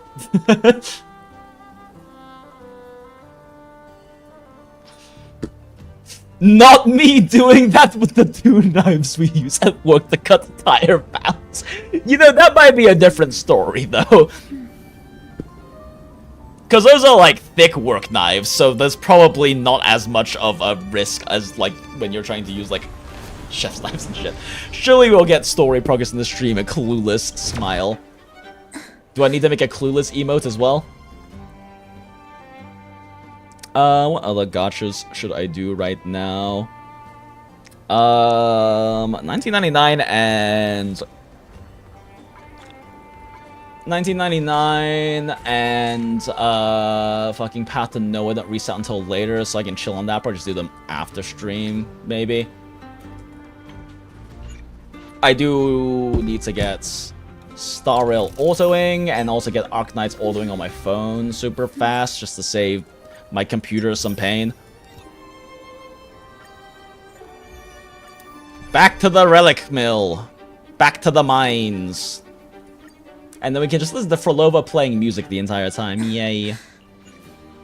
Okay, real quick. Arknights on phone. Arknights on phone. Opening Arknights. Oh, whoops. Wrong one. Collect. Dispatch. Collect. Dispatch. Oh, no. Oh, no. They're at max. That means that I have left them completed for way too long. Whoopsie. Crafts. Adjust plan. Crafts. Start crafting. Oh no, my bambooist. I have been throwing this apparently. Alright. I want to see what my monies today looks like at Swabian. It's been shit, I'm sure. More time. I can skip impact today. I'm very like wishy-washy about doing my impact dailies. Don't feel like doing it today. Nope, they're chef knives, and the dipshits just took a grinder to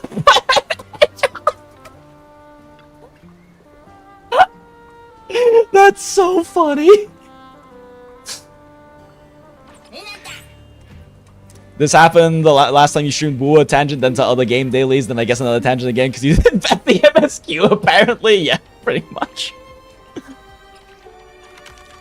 I don't know what you mean. Didn't you see the title of the last stream VOD? Clearly, WUWA stuff happened. Smile.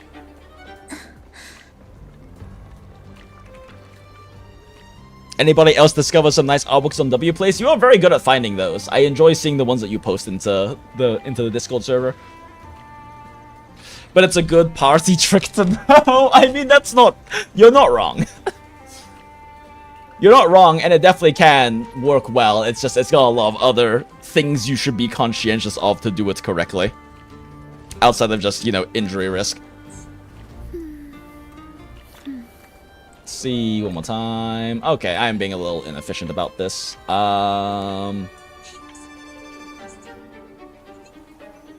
Shit, ZZ's ending soon. I should be farming for Lucia, shouldn't I? I should have support, right?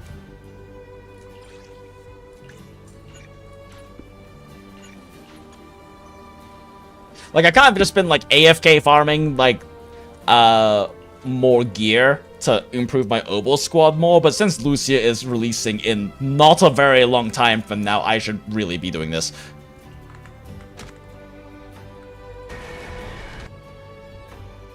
Shit, I missed fucking PGR today, that's fine.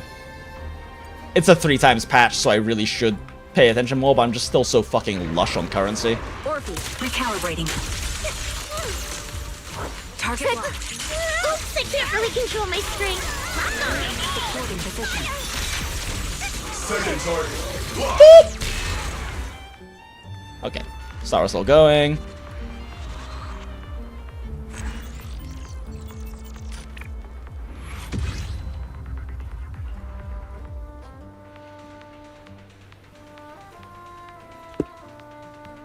Yeah, it seems no matter what, I cannot defeat my nature as a streamer. Gonna spend over an hour yapping about random tangent bullshit, even when I specifically said that I was going to, you know, not do that so we could do MSQ stuff. Smile. Homing barrage. Fire. Hang in there a little longer this time. This team is funny. And funny to farm with. It is comical to me how much of a fucking bait but this fucking Obels team ended up being, because people like they are designed to go together in the most anti-synergistic way possible. Like it seems on a surface level, if you don't really look at it or think about it too deeply, that they are meant to work together because, you know, Orphe does like EX stuff and you want to be burning energy and doing EX stuff on your other attacker to make C generate energy, except for that only works when they're on field. So you have to like very specifically play a very quick swap heavy playstyle for them to actually have synergy. Otherwise, Orphe literally generates less energy and also does less in terms of good buff uptime and whatnot for Seed than literally any other attacker in the game, because you at least swap to them and press EX sometimes. And if you don't time it well with Orphe, she literally won't have energy to EX because she's been spamming her off fields. So if you don't play them very actively, they have no synergy, but they have decent synergy when you do, in terms of like how they can buff stack and things like that. But yeah, it forces you to play a very quick swap heavy, very active, very aware playstyle if you actually want them to like perform well together. But they do have a high ceiling together. But like from the outside, it looks like that they would be much more brain dead because you wouldn't have to swap to Orphe since she's an off-field character, and that is true for Orphe on literally any team that is not with Seed. It's such a funny bait.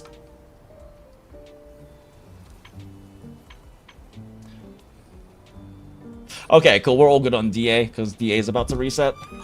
Okay, well, looks like we're good on that. Man, not only do we have to do WUWA stuff, this has also got 6 days left. Fucking hell. And then I'm gonna have to like try to burn through other stuff too, because the week after next, I'm flying to Atlanta for a week. To go visit family and friends and go to Alchemy Regional Georgia Burn that I went to basically every year for like a decade. And so, like, in order for me to do that, though, I'm not gonna have my computer with me, so I'll be able to do dailies and stuff on my phone, but if I want to stream events or content or whatnot before, like, anything ends in the patch cycle during my time in Atlanta, I'm gonna have to make sure I do it beforehand. So, you know, it's important for us to be productive right now, I say, as we continue to not do WUWA main story. You just don't learn. What does Danny 3 scale off from? I believe he's an attack scaler. Is what what the stuff we've seen says. I don't know. I don't recall. As I've gone, the streamer was to pre-game Zatsu for 3 hours in the 4-hour stream. Smile. Sammy Trigger Orphe synergize is great. They kind of nuked the synergy with Seed to give them their own niches. Oh yeah, no, exactly. Sambi Trigger Orphe is exactly what you think it would be. Like, what you expect Orphe to do and Trigger to do, Sambi works well with. Because you just don't swap off Sambi, basically. Other than to, like, swap to Orphe to do her, like, enhanced EX for the buffs and stuff. Seed kind of lacks the perfect partner. Yeah, in a sense. I don't know. I don't know if Seed actually lacks a perfect partner. I think that Orphe is not what you think she should be as a perfect partner, but she kind of is the perfect partner because she generates an absolute assload of energy for Seed and gives her a really intense buff for her burst damage cycle. It's just you have to play them in a way you don't think you should play them. Because the issue with Seed having a perfect partner is that the perfect partner still always has to on-field for EX burning. Like, the perfect partner still has to on-field for EX burning, so, like, the only other option would be to have a really strong attacker who only dumps EXs, basically, would be, like, her quote-unquote perfect partner. But that would also still have to outdo the buffing that Orphe gives, right? So, like, I don't know if there will be an attacker they make that is kind of a perfect partner for Seed, because they have to outdo all of the value Orphe gives, but be more brain-dead.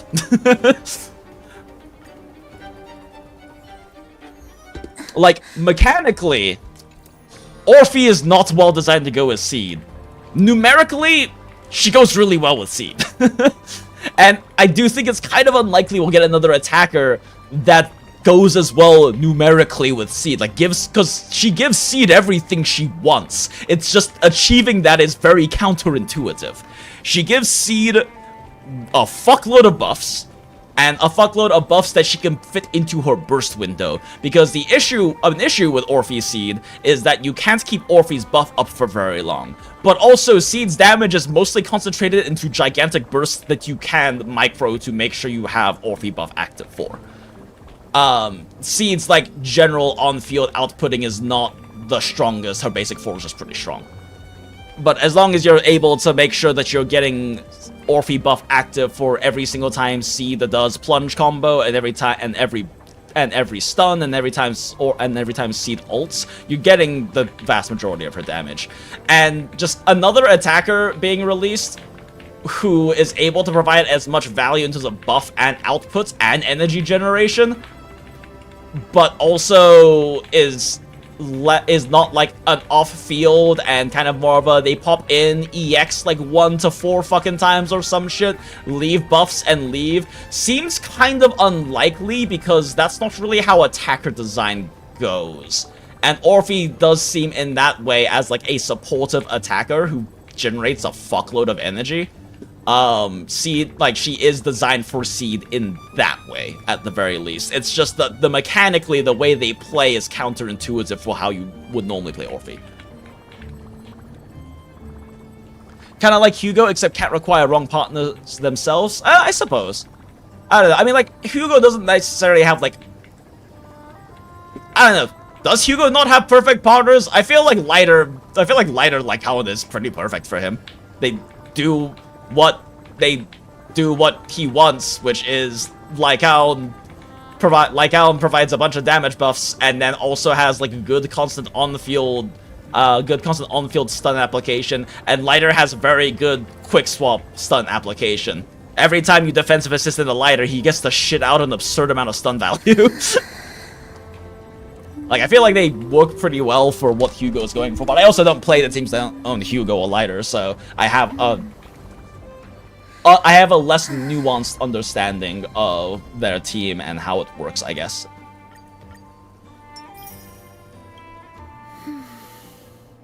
I meant that Seed could appreciate an attack that has all their damage condensed to EX and ult. Yeah, I mean, they can, but, you know, there's a character that already does that, and the name is Nekomata. The problem is Nekomata doesn't have enough, like, and mechanically, that's exactly what Nekomata is. Nekomata has all of her damage condensed into her EXs and ults, and that's why running her as a Barry with Seed is a genuinely viable team. Because mechanically, in that way, she is well built for Seed. The problem is Nekomata doesn't do shit for damage and also doesn't buff Seed.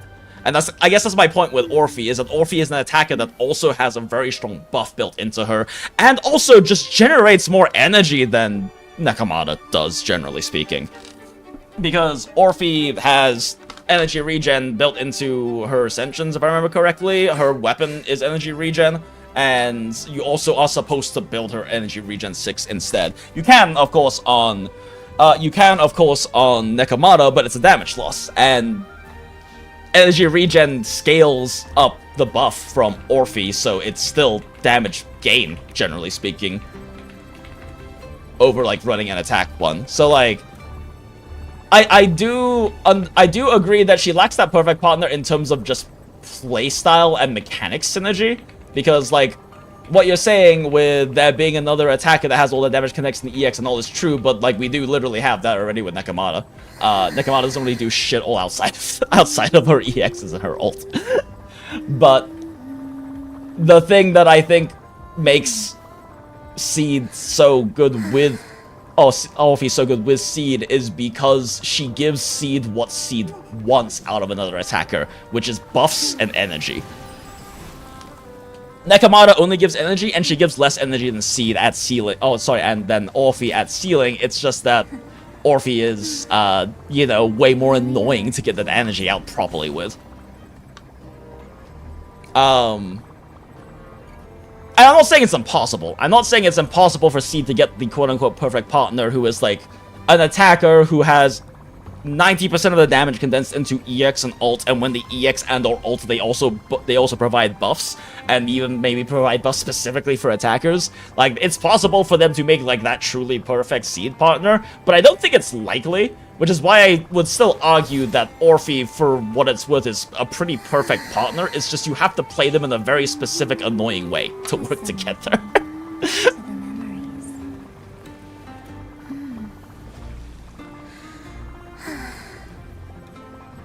I'm trying to think if there is another team kind of like that, right? Where they have, like, a perfect partner, but the perfect partner requires you to play a very specific, more annoying playstyle. I mean, I guess maybe Mono Ice with Miyabi.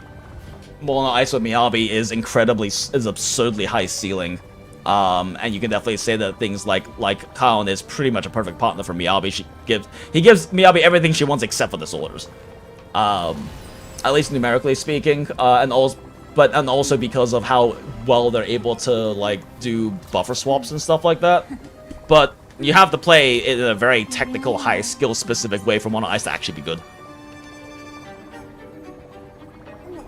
I know, like, Yanagi is supposed to be, like, Miyabi's perfect partner. I don't know if I agree she is, though. Honestly. I honestly don't know if I agree that she is. But mechanically she is because she gives extra disorders, right? But also, an issue is that Yanagi's kind of designed to be an on-fielder as well. And that forces you to pretty...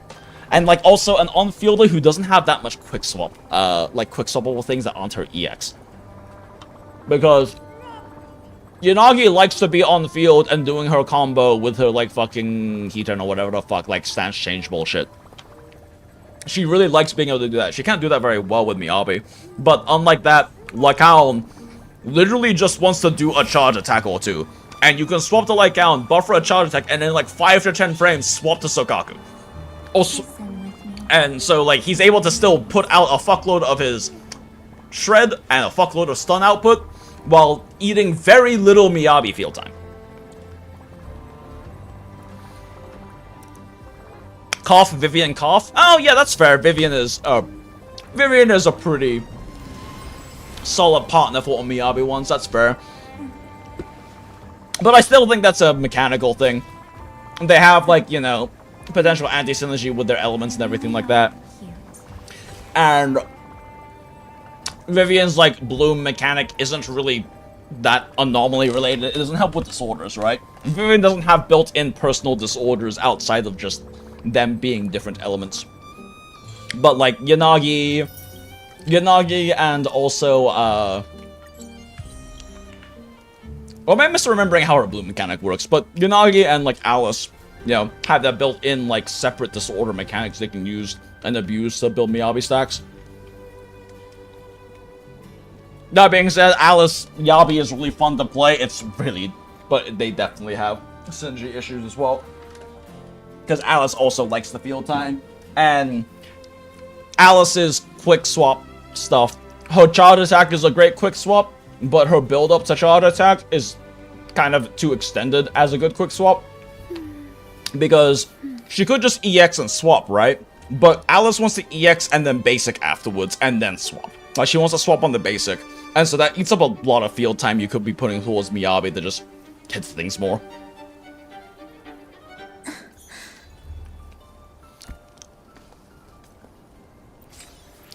That's not how it works. Miyabi is the perfect partner for Yanagi, which is why Miyabi stays on. I don't know if I would agree that Miyabi is a perfect partner for Yanagi, because Yanagi's kid is kind of designed to want to on-field, and Miyabi stays on. Like, Miyabi stays on, but that's kind of anti-synergistic with Yanagi's kid. Like, Yanagi likes field time. Yanagi likes field time. Half of her fucking mechanics are built into her staying on and doing basic combos and parries and shit during her basic combos and stuff. And it's also how she builds up a very good chunk of her anomaly. When you just kind of EX spam on her, she can have some burst anomaly build up, but it's not really as good as her actually, like, also consistently on-fielding her stuff. I got your wailing next patch again because of Vivian rerun. Oh, fuck, is Vivian rerunning? Fuck. That's right. She has a skin shirt. Fuck. And does Lucio. I see how you got into another tangent after doing the other gacha dailies. Of course. Did you expect anything less? I've read this one before. Okay. Okay. Now we can finally start story. After I grab water, I've been talking a lot and I'm very thirsty and I'm out of water, so BRB chat.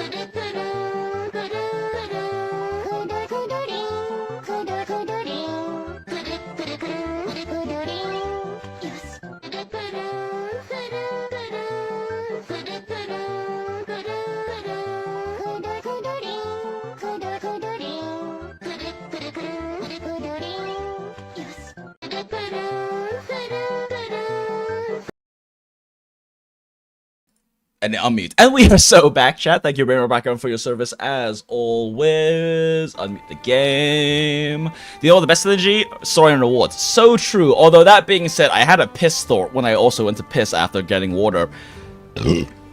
That, well, talking about, like, perfect partners and whatnot, I think there's, like, a very important distinction between a perfect partner and the best partner they have currently.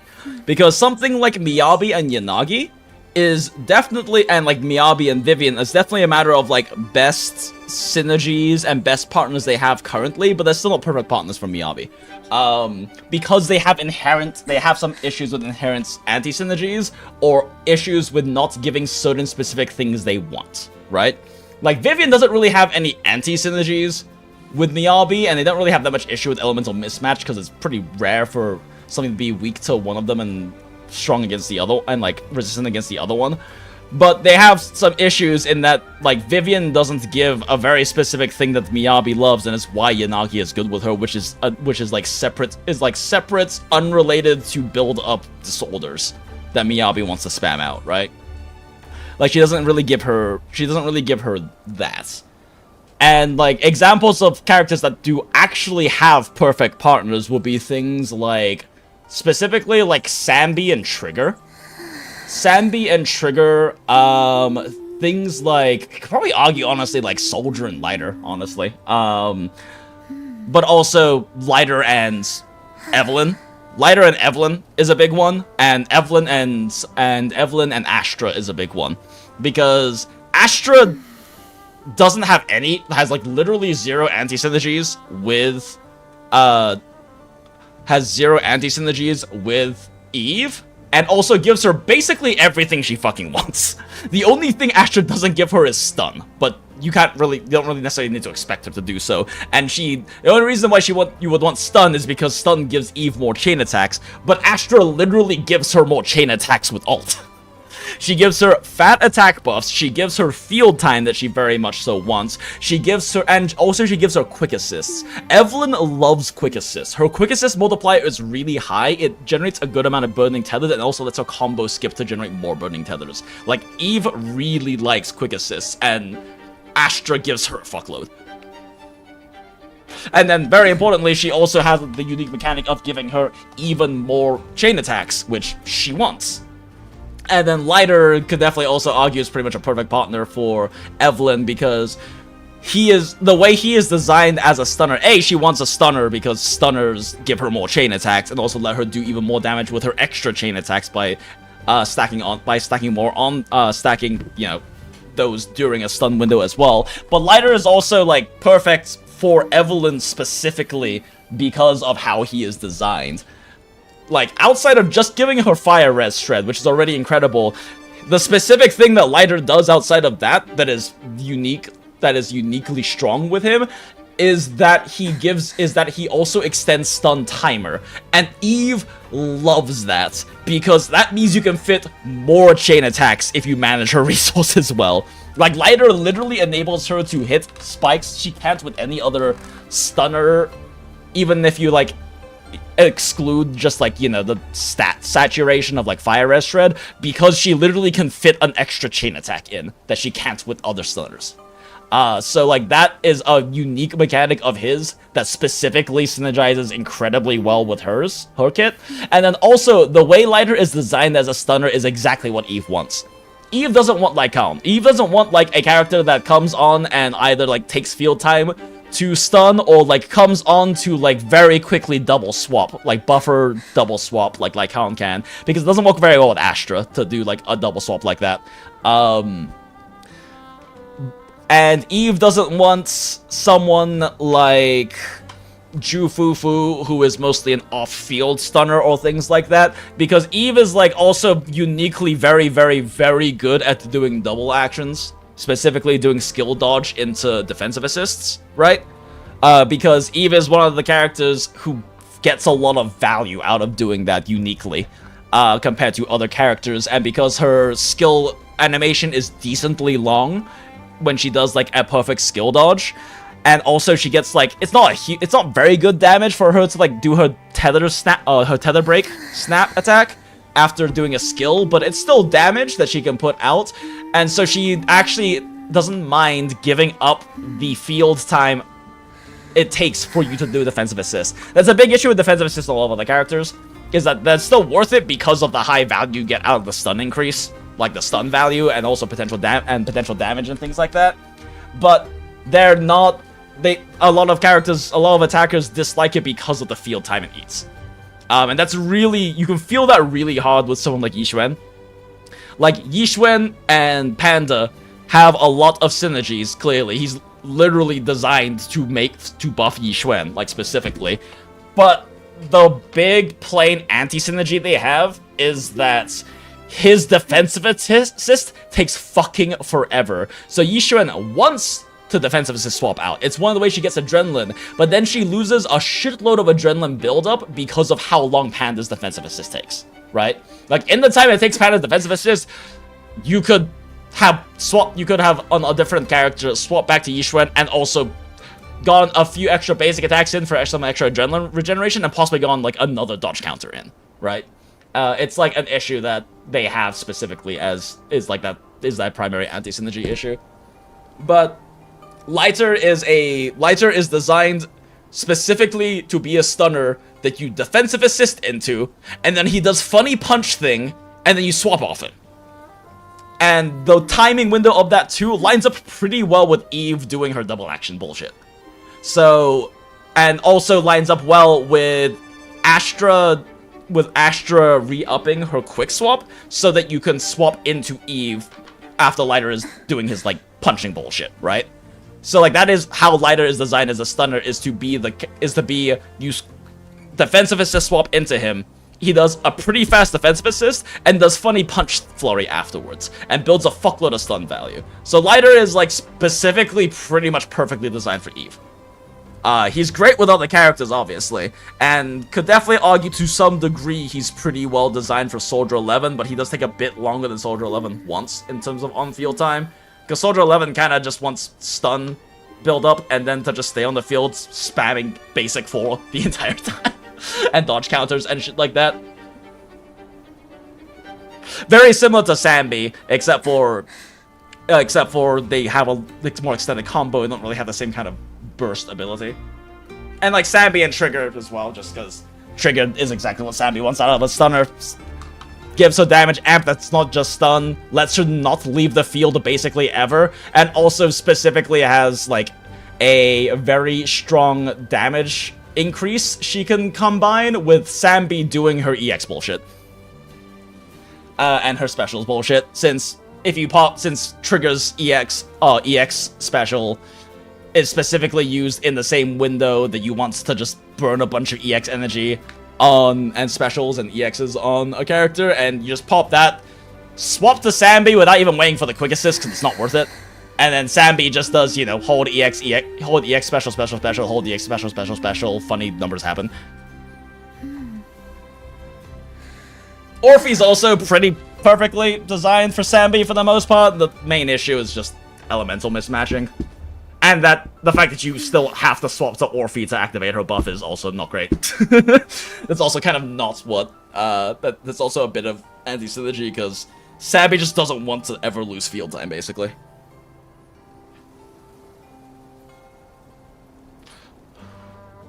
Speaking of hydration, have you ever considered wearing a camel pack? Wearing a camel pack on your chair for hydration? I mean, I could, but I also, like, I have to, like, make sure to regularly clean that to fill it up and stuff, and at that point, why don't I just, like, bring a large glass of water? Or, like, a large, like, water container, which is what I normally do. Random gladiators walking by and Frolova ripping a crazy solo. Hey, Luthi. Sorry that I didn't see your message sooner. I've been in a bit of a hyper-fixated yap tangent. Imagine if those hands from Frolova were feet instead. Smile. I mean, more power to the feet peeps and everything. I prefer hands. I think hands are way more interesting. So I definitely prefer the hands personally. I was hit with a WUWA ad. Even the ads are doing more WUWA than JINX. Fuck you, deity, but also true.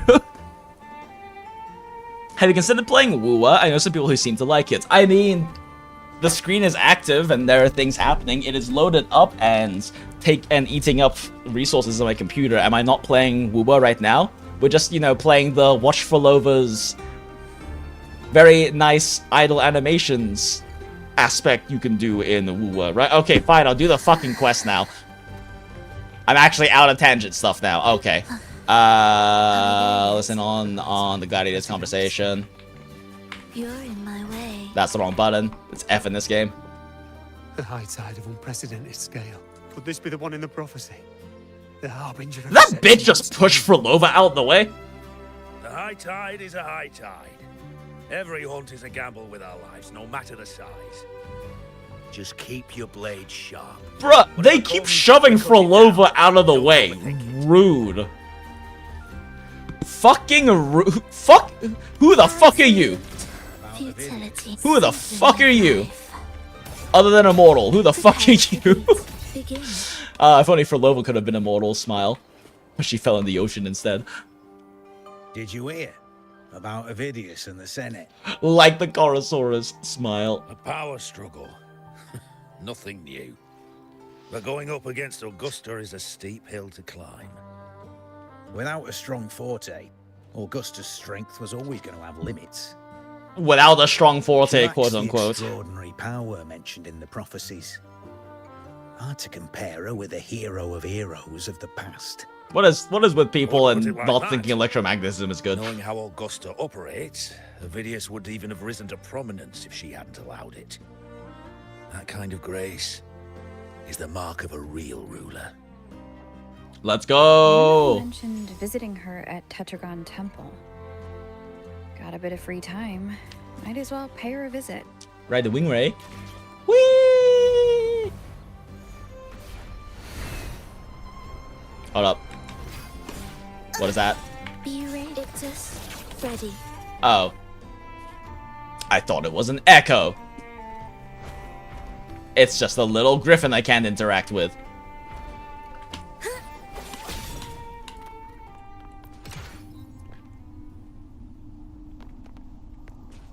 Roll Julia was a big fan of electromagnetism. Rest in peace. I don't know who Roll Julia is, Laserproof, but also, yes, rest in peace. Didn't think I'd find something this grand way out here in the hunting grounds. No sign of Yuno, though. Belafonte, what the fuck did you say? You'll see her fall from her lofty throne? Who the fuck are you? Well, well, the champion of the Great Agon, Septimont's shining hero, here in the flesh. Here to join us in this glorious hunt? Or perhaps you're here to chase the priestess's prophecies in the Tetragon Temple? If it's the former, my skull will be honored to have you. Rest assured, I'll equip you with only the finest gear, worthy of your might and title.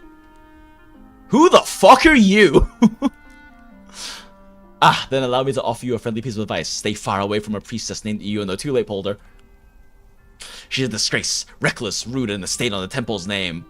She even speaks ill of honored members of the Senate. Trust me, associating with her will do nothing. Will do your reputation no favors. So everything you've just said is a pro so far. She's seen through you before, hasn't she?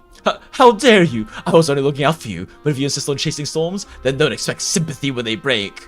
Angry, petty stomp. What a little bitch boy. The smallest of PP energy. A little griffin you can't kill, you mean? So true. Miku Slender. Gomez in the Addams Family movies. Oh, Roll Julia's Gomez. Oh, also played M. Bison in the Jean-Claude Van Damme Street Fighter movie. I haven't seen that one, but yeah, no, I'm familiar with Gomez. Yeah, R.I.P. Are those murals on the wall? Cute. Are we there Observe the yet? murals. Examine the small mural. A book that lies before the murals, recording the faint inscriptions carved beneath them. Inspect the first mural on the upper left, an empty wall. It silently waits for the tides of fate to leave damp traces on its parched shore. A book that lies between the Heed me, blank of Septimont. The blank of the heavens has blank blank. Should blank be blank again, then blank be the fate that awaits Septimont, blank blank blank. Inspect the third mural on the upper left, empty wall. The murals do not fade. In the silence of time, they remain, waiting for your gaze. Should have seen the other mural first. Symphony of life. It's okay, we can see it now.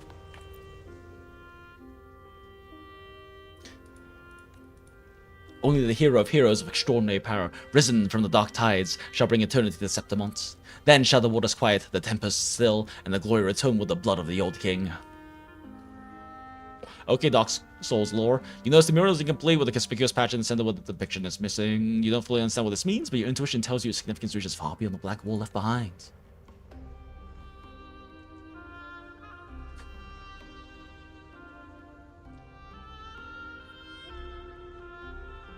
Good day to you, Madam Rover. It seems you too have taken an interest in the temple's murals. Ah, it's Poncy Blonde Boy.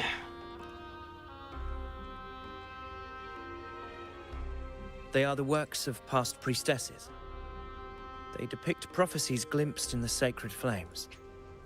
One's already fulfilled.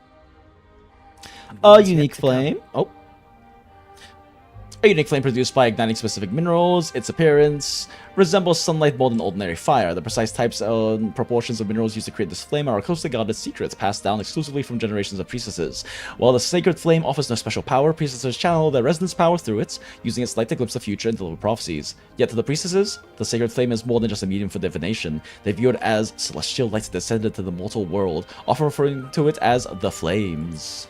In any case, all these murals point to two prophecies of importance.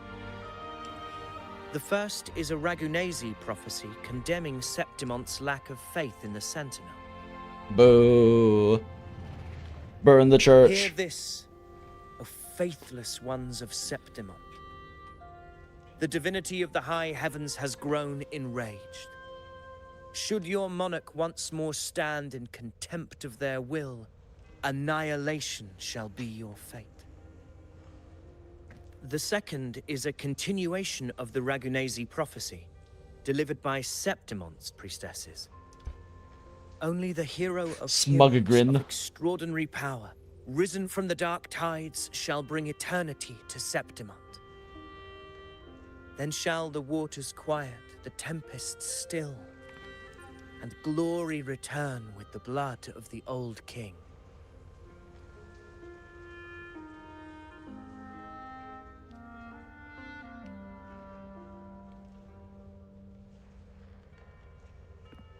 You seem drawn to that particular mural. It tells of a calamity yet to come. And, as always, the hero of heroes, who shall rise among us to turn the tide of... I mean, he says he were drawn to that particular mural, but Yet also the this is the one that they were identity of this staring hero at beforehand, remains and you yet did not explain to us. Coincidentally, much like the absent part of this mural, the prophecy of our victory over the coming disaster remains untold. Whether the priestesses can't foresee the fate that awaits, or whether the true prophecy is meant to remain hidden, I have leftover pastry from is work to indeed eat. a question worth pondering. Our would-be hero of heroes lost in daydreams again. What is it this time? Staring at an empty wall, hoping one day it will bear your name? She's such a cunt, I love her. I happened to wander by, passing the time as one does. No need to trouble yourself with someone as inconsequential as I, priestess. You're Inconsequential. Come now. incredibly Everyone sculpted knows you're the Senate's golden breastplate child. says anything Those but of you inconsequential. wouldn't spare me a glance, but they hang on your every word. Politics. You know. Have you been waiting long? Oh, I can't believe he got to you first.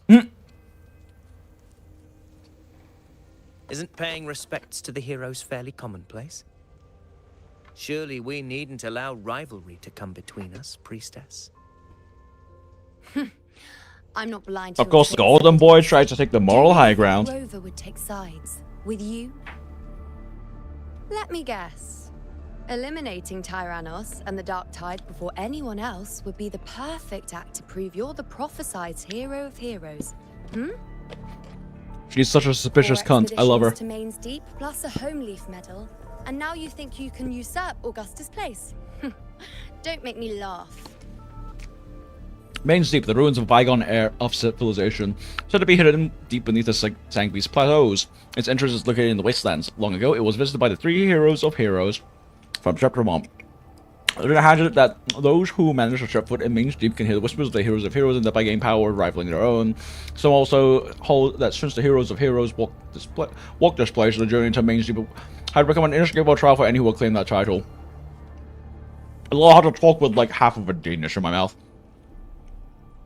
Home Leaf Medal, a medal bestowed by the rules of Septimont exclusively to gladiators who demonstrate exceptional performance in the hunt against Dark Tide, is regarded as one of the highest honors among gladiators.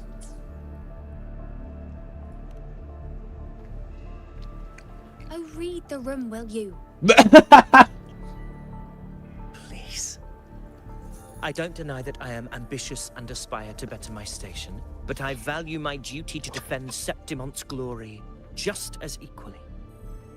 Should I become the next hero, Septimont would be spared when the next calamity arrives.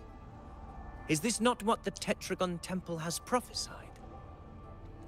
I'm doing it for the good of everyone. What if Augusta's a true hero of heroes? Yeah. She possesses many qualities worthy of a hero, but she lacks the extraordinary power mentioned in the prophecy. As a resonator, Augusta offers nothing special. Yet throughout Septimont's history, every hero of heroes was born with extraordinary gifts. Like me. She may have the strength to wield a sword, but I doubt her ability to endure pain and the slow, wearisome passage of time like other resonators. Other It's a pity resonators. that in a city built on prophecy, Augusta is a disruptor of the rules. Oh, such a pity. I assure you, Priestess, I will not act from the shadows. If Augusta seeks a fair challenge, I shall honor her with the respect she deserves. We need to crush this man's balls. Priestess, Rover, I beg your leave. Perhaps we will bear witness to the birth of a new hero in the hunt to come.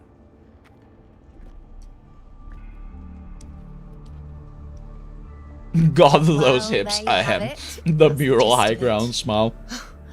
Finally, some time together, and now it's all ruined. No, our dates. I Pouty don't face. understand. Given Augusta's prestige, the Senate has no real advantage in seizing power. So What's the their JP aim? for some of you in need of hemate It interjection. all started Smile. when Augusta shook things up the moment she became F4, especially in rooting out corruption within the gladiators Aegon while ignoring the senators in the process. Yeah, fuck those guys. Naturally, it ruffled some feathers. Some even accused her of undermining the spirit. Oh of no, she gladiator. rooted out In corruption reality, and it just improved the upset quality their of life of defense people. or How smashed fucking terrible. How dare she More break the status importantly- quo for this. This is exactly the kind of chaos Augusta wanted. That idiot. She Y'all even can went stop so far as time. to say, the citizens of Septimont Hey, look, we've been playing for- only see, we've been need to be playing, loyal chat. to Septimont, WUWA'S telling us we've been playing for not 3 her, hours. Augusta. And then, like it's nothing. Wait, haven't we been she playing for tells 3 me hours? that It shouldn't the have been going for equal 2 hours. position Wait, what? Only matters when a strong gladiator wants it. She's even more stubborn Alright, I than loaded up early so I could take the screenshot of the event time for the thumbnail. I'm now eating a chocolate croissant. Croissant.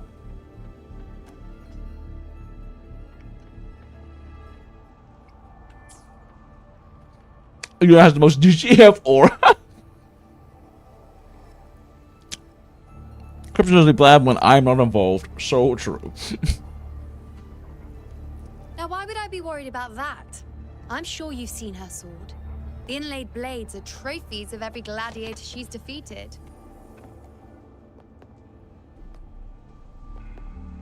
Even ones with decent resonance powers like Ovidius, she eats for breakfast. Though Ovidius makes me rather uncomfortable. It's got nothing to do with his stance, it's more of a hunch. Something about him feels unnatural. He is supernaturally pretty and goody two shoes.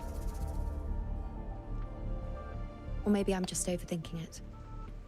You definitely are, but also fuck that guy. It's the Griffrex. It appears our prayers will meet again later. Fuck. But I clicked just barely off of it. Native to the Septimont region, Griffrexes once coexisted with the ancestors of Septimont who sought refuge in Renacida. However, the outbreak of the first Dark Tide devastated the border mountains, the Griffrexes' habitat, driving most of the species to extinction. Since then, Griffrexes exist mostly as common echoes which are generated out of fixed frequency from restless beacons. Over time, Septimontians became aware that these Griffrex echoes still retain their instincts of hunting and sensing external frequencies. As a result, they were trained as common echoes for hunting purposes to track the intact creations. Neat. She is a sharp cookie. Nom nom. next time, I'd like your undivided attention. No distractions, hmm? Cute. Cute. History will remember them as roommates. Is that lady over there looking at me? Eh. She just wants to watch, it's I fine. better go and greet her. No, she just wants to watch. Keep flirting with you now. Guessing who the next hero of heroes might be.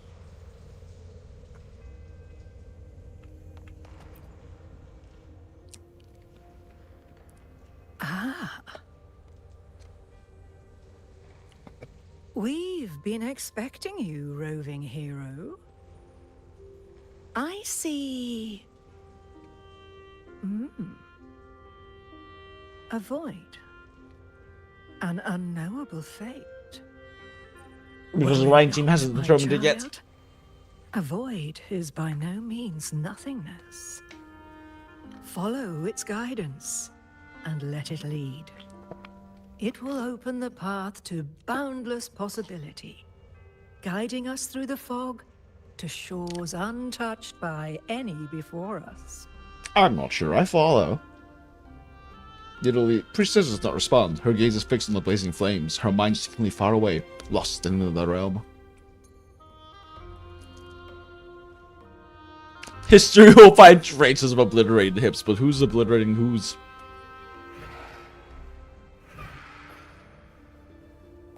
Perfect timing. Actually, it's definitely Iono's getting obliterated. She, like, screams Pillow Princess. I'll stretch my legs a bit. Like, Bratty... She screams Bratty Pillow Princess. Huh. I wonder what Grandmother Lilibet and Rover are talking about. Never mind. It can wait. Let's get eyes on this beast, Aquila.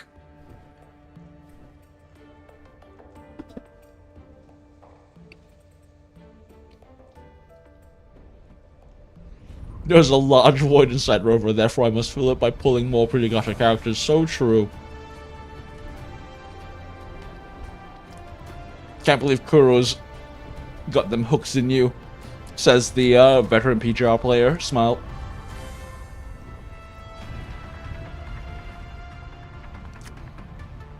Cool flying sequence. There he is.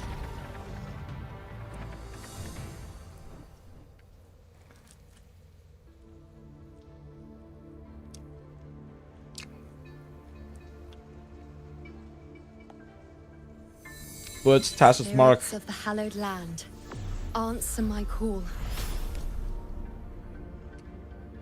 May the eternal sacred flames grant us boundless sight.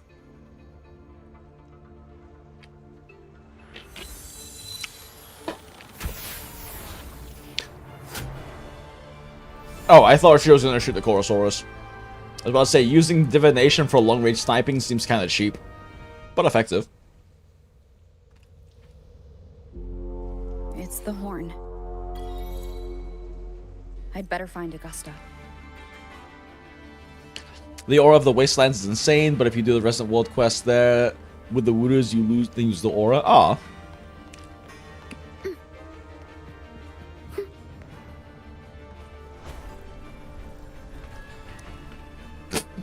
I was curious if I could trigger that while gliding, apparently. Or while flying, rather.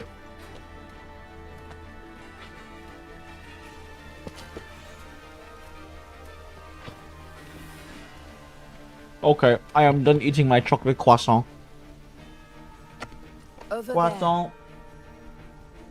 there, behind that cliff, is the Earthrend Wedge, a relic of Sentinel Imperator as ancient as these lands.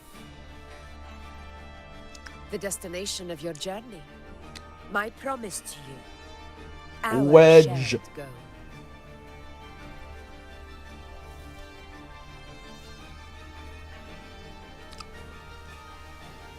Oh, that didn't Raj. Yep, I do want to do most of like the actual like world quests and stuff like that. I'm just so behind on my fucking content. An anchor stone, made from tacitite formed around the Earthrender. Anchorstone, a type of small device manufactured with tacitite formed around the Earthrend Wedge. It provides energy to anchor obelisks, which in turn amplify its frequency to repel the dark tide and its creations. During the hunts, gladiators of Septimont strategically set up anchor obelisks carrying anchor stones at critical locations across Maroonwood, the main battlefield. These devices help them drive the dark tide and its creations toward the base of the Earthrend Wedge, where they are eliminated. The strategy has proven highly effective in preventing the dark tide spread beyond the Earthrend Wedge's containment.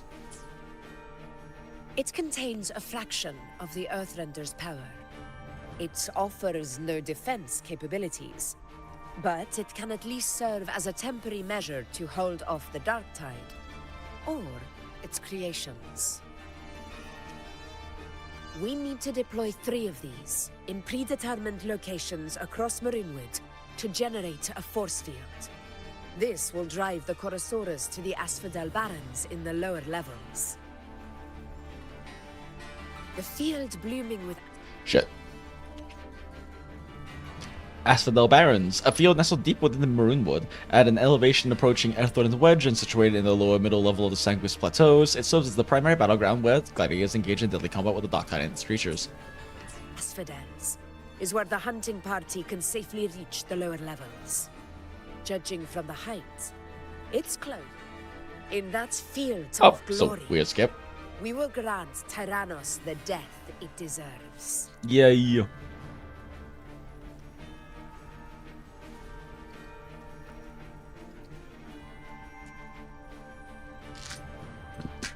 That black fog. Tyrannos' calling card is the vanguard of the Dark Tide. Our prey isn't exactly known for playing by the rules. Marinewood lies on the other side of these cliffs. That beast has reasoned we're likely to take to the skies on Griffrexes, and has laid an ambush, waiting to drag us down into the abyss. No. They're a smart boy. A Chorosaurus that knows how to set a trap, waiting for its hunters to walk right into it. Quite an interesting opponent. Gladiators, march with me to the hunting grounds. Let the sacred flames ignite your resolve. The enemies of Septimont shall bear witness to our might! Look at the little guy.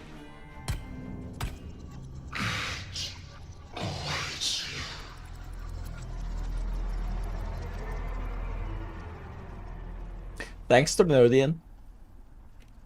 You okay, Augustus? Let us be on our way.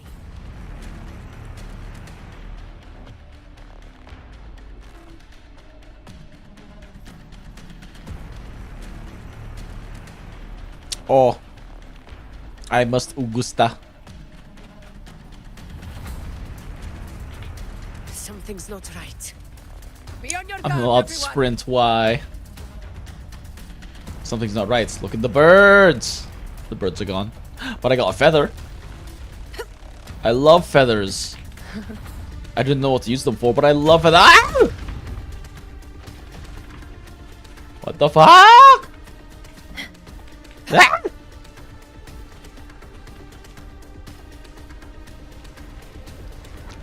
The ground is collapsing. Watch out! Yoink. Honor cannot be sunk. Over there. Getting excited, are we, Tyrannos? Watch out for those molten rocks. Use the pillars for cover. Move! Pillars. Bird! Give me feather! Thank you. Oh, well, that one died very fast. Cunning bastard. Everyone under the ledge, now! We're almost at the hunting grounds. Victory is still far from reach. We're not in the clear yet.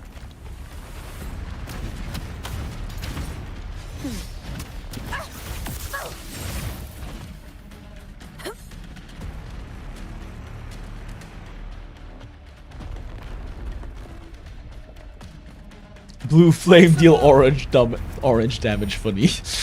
True. I was noticing that too.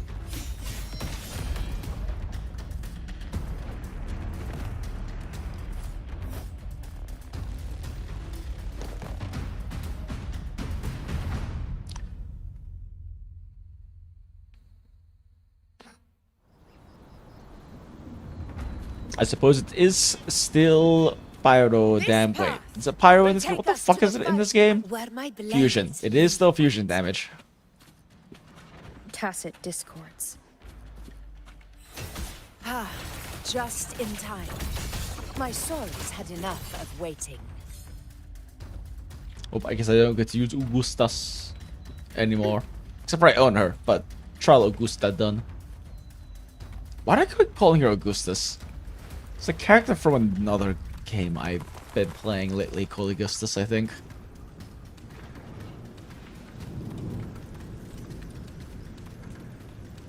Oh no, chat, I am sleepy. Prepare a tribute. But we push story.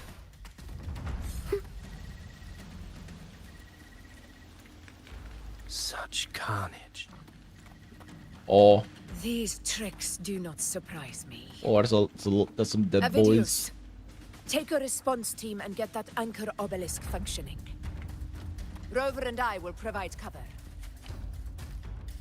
As you command, Your Excellency. Ooh, flowers. Flowers for leveling Augusta after I've already leveled to the max. Let's go! Prelude to arrival. Oh, I'm not allowed to fly. But it's so much faster.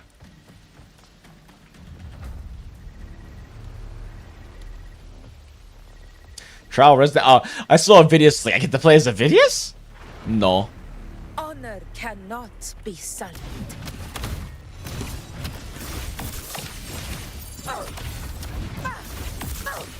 In control. Roars of conquest.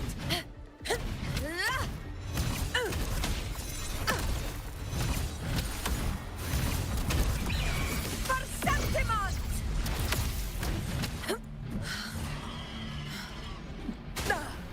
Ah, I thought I could activate that ult before it hit me and like freeze the mid dash attack, but mistimed it.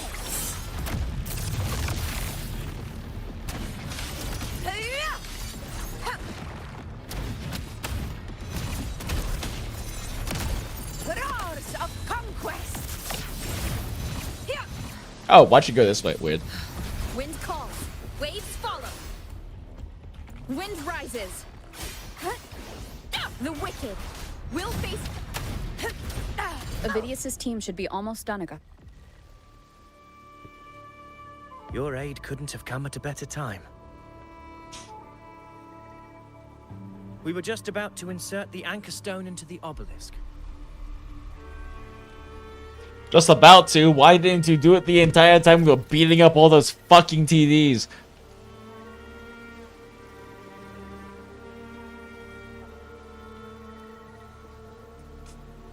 Insert the anchor stone into the anchor obelisk to activate it. Once activated, it repels the dark tide fog and boosts the sacred flames in Maroonwood. Wait, so he just stood there, not at what the? Huh? Hello. So he just stood there, kneeling by it, and we still have to go over and activate the obelisk. The fuck was he doing?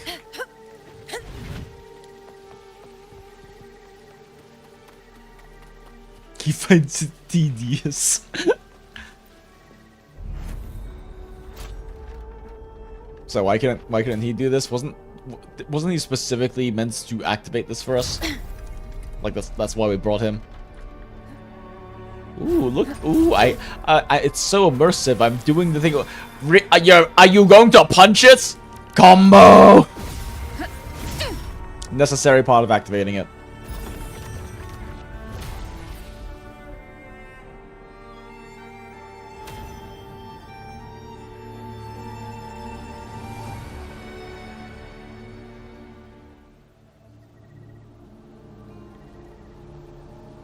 Excellent work, all.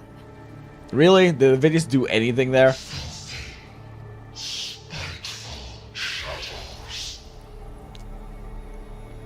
Augusta didn't take her meds.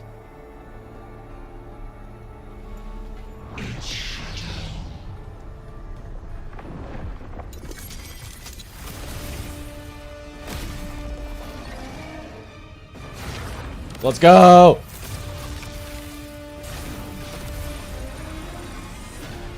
I love Fume Greatsword.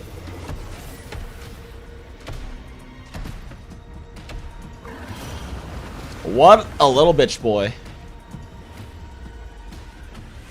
Inside these hunting grounds, the hunter can become the hunted at a moment's notice. This obelisk activation beast sequence is is how I running put away. the smoke alarm. Which one would Just shut the a fuck trick up at to throw 3 us a.m.? off. Smile.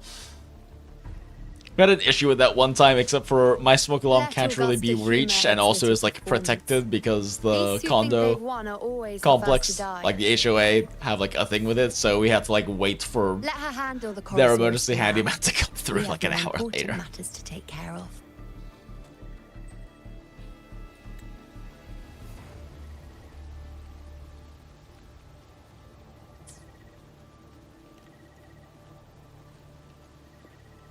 Oh, surprised to see me?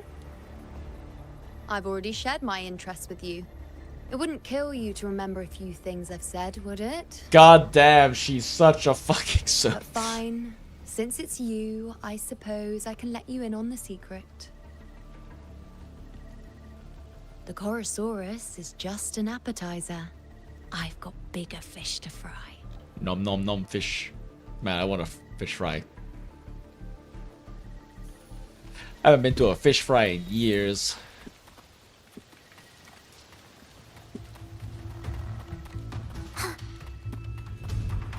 Maybe I should just do a fish fry. Butterfly! Oh, not The next anchor interactable. obelisk is on Butterfly, the other sad. side of the plateau. Ah, impeccable timing, my dear priestess. Consider this a privilege, would-be hero. Damn.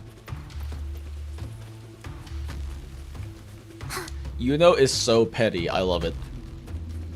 Wingrays are here too, huh? Does that surprise you? Augusta and I prepared it all well in advance. Ride the I'll winds consider and it. let's soar over these cliffs together.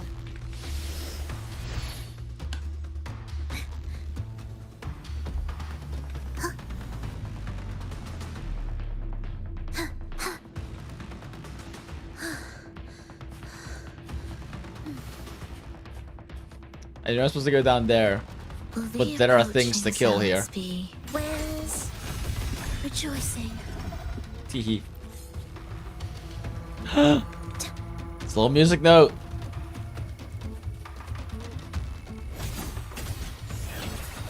We wither. There we go. Eventually her absurd AoE will hit it. Things to kill. Wait, let me go over here. Oh, fuck. What's been happening lately? Like, maybe it's because I double tapped, but it has been happening quite a bit lately. That, I'll just, like, instantly end her ult somehow without the animation. Hello. Shit, I'm not allowed to fly right now! Fuck!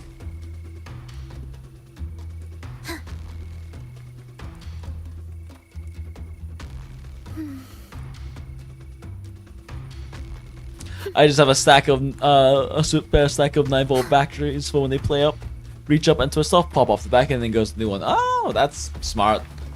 That would be a good thing to do. I should probably keep that in mind for when I end up moving somewhere else other than here at some point.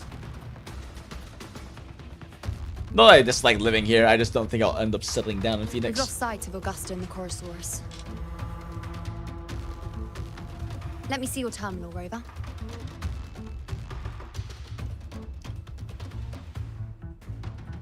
You give Yuno your terminal.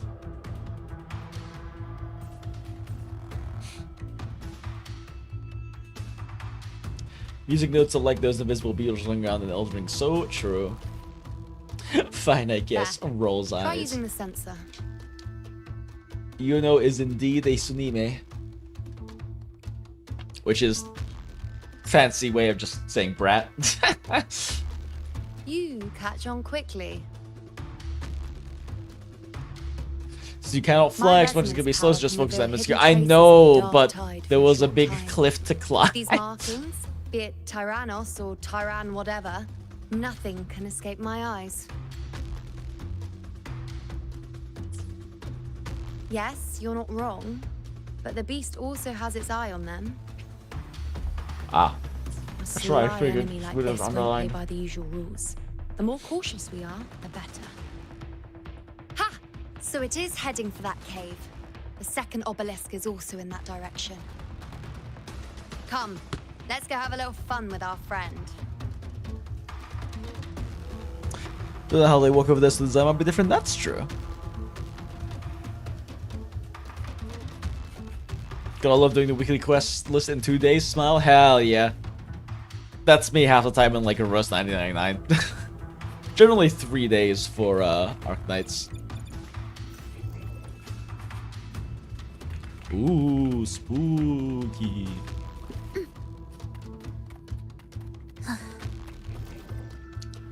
Ooh, spooky. This is it. Mind the tacit discords. I'd be more worried about yourself, would-be hero. Try not to slow us down. Bonk. Ah, I didn't crit, only 47k.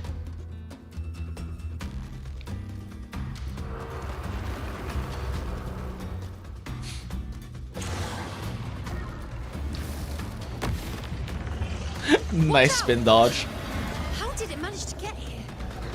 A little bit of a pity we didn't get the perfect dodge sound effect when she did that perfect dodge. but treasure chest.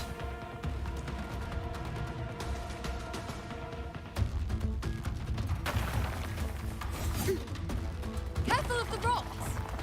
What if I'm not though? Fall on me, rock. Do it. Oh, I perfect dodged it. I'll keep it busy. Now is your chance. Go.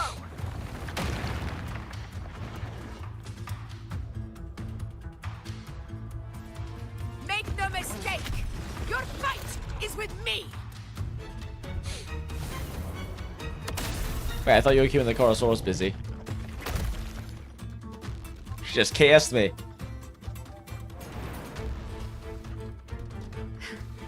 Augusta. My apologies for the delay. Be warned, the Corosaurus could return at any moment. We should leave. I am enjoying this background music for this. The score's been pretty good so far. Here it comes. Get back here, you bitch! Stay behind me. Riot Avidius is still with us. Whee! Get back here, you coward! Okay, should not be down here.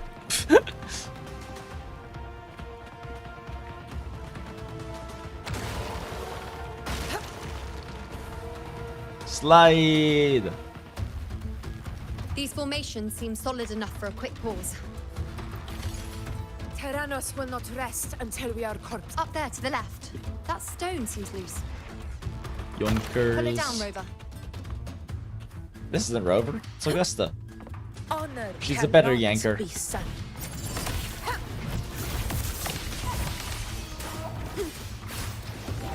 Wind rises. Hopefully this helps.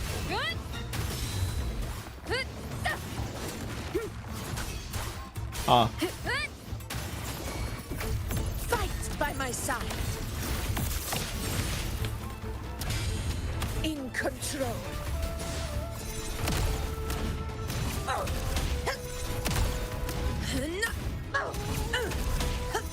It's the obelisk. Leave it to me. I should not be doing that uppercut combo. It's actually not super isn't great complete MVS. without a prize. But I'm also sleepy and just pressing buttons.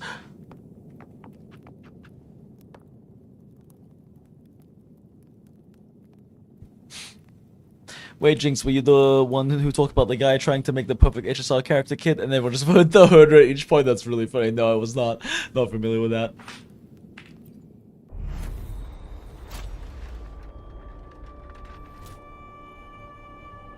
Click. Twist.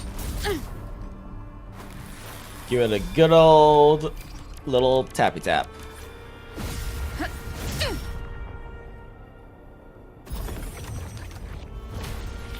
I feel like she bent her wrist a little bit there, which is not what you should do when you punch something.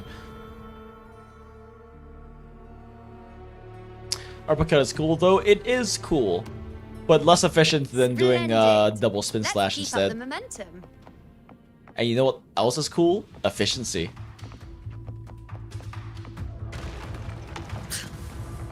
You again. It just left. This little Should be bitch the boy anchor will not obelisk stop doing running. its job. Or perhaps it's up to something more insidious. Spooky. It's a tricky dinosaur. The direction it's heading. Is it planning to destroy the final anchor obelisk? This fog hinders our vision. It could be walking into a trap. Does it though? I can see pretty Makes far for a fun ahead. Challenge. Don't you agree, Avidius? Oh my gosh, are you kidding me? In due time, Tyrannos will learn that gladiators always keep their blades sharpened. The obelisk is right over there. Trial was in the left team. What do you mean? I didn't get to use trial there. Or did I? I didn't have resources on trial. Nice Wait, trophy. I don't know. I'm sweepy. Punch the other anchor stone.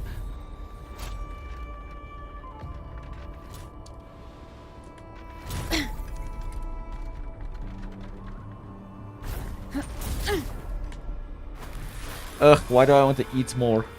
I just want to consume, chat.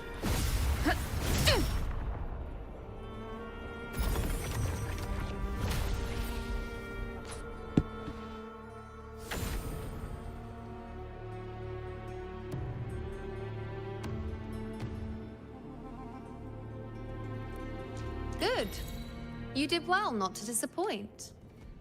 Yay. We punched the things.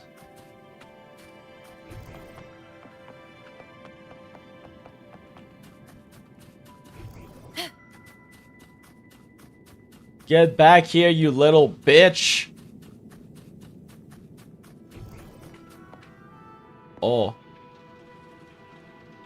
Oh, that is an interesting suit of armor with a gigantic fucking sword pierced through it.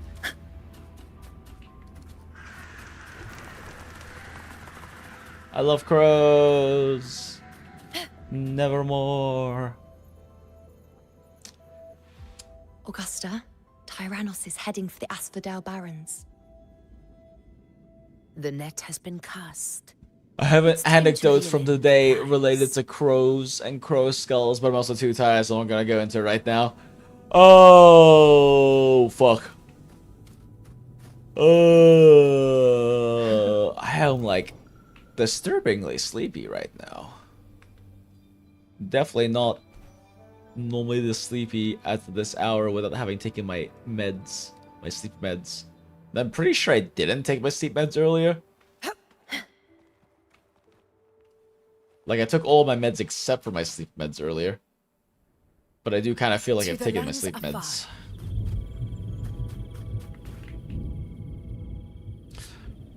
You guys keeping up / going through the re-event? I have been a bit bad about keeping up with the Nikkei event. Then go eep, but we're finally doing story. A field of corpses. Oh, actually it is about 3, so yeah, I do kind of need to Horrifying, hop isn't off. it? This is Tyrannos' birthplace. A kingdom of brutality, and the beast is proud of it.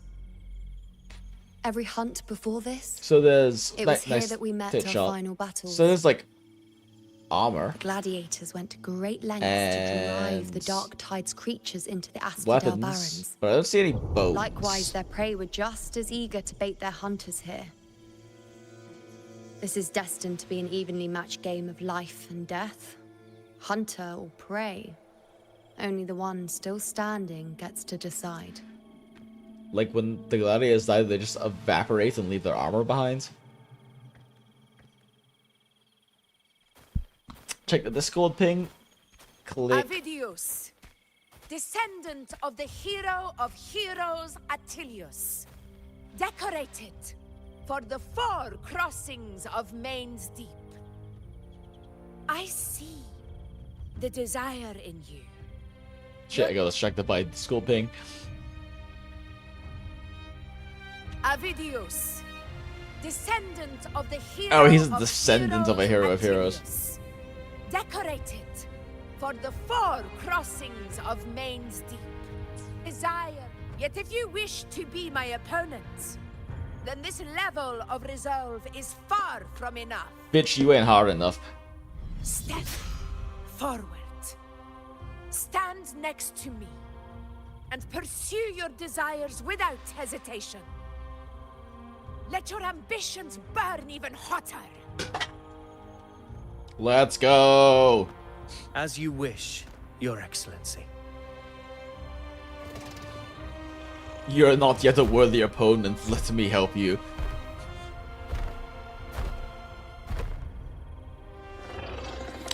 Minus spoilers decals the sub-detective Winters, Ethan Winters, and RE7K. Oh yeah, that's right. Finally, some fun for a change. Come, you need only to stay at my side, Rover. Rest. This is a matter between Augusta and Avidius. We shall not intervene for the time being.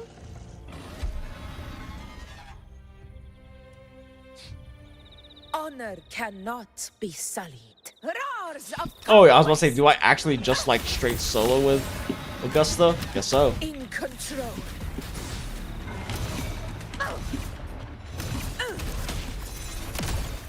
Ah, I thought I would jump over that. It did not.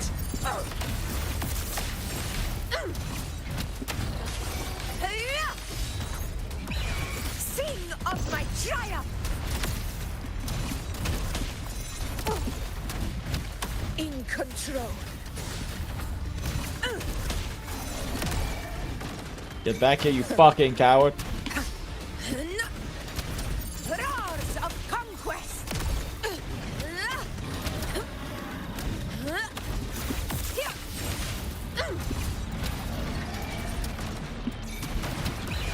For Septimont. Barely felt it.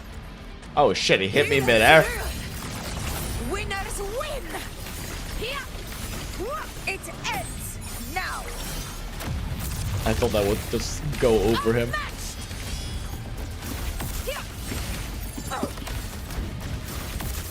In control.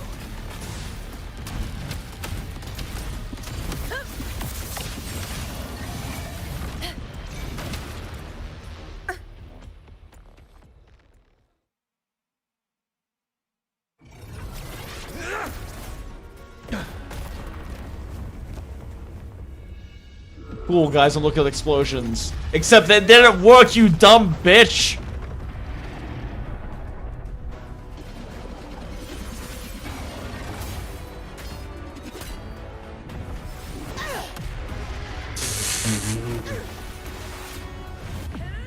We throw some electromagnetic souls and then fucking punch you in the face.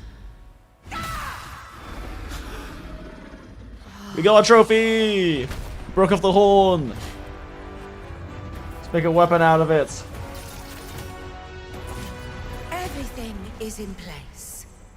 It will take the bait. That's our cue. We're going after it. Wow, Avidius' forte is so extraordinary, guys. He threw a glowy spear that did jack shit. It better take it. Nice and obediently.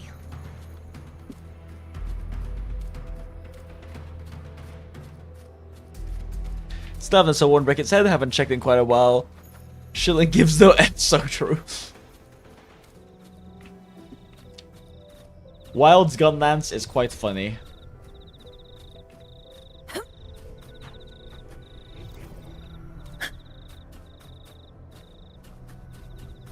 Over there.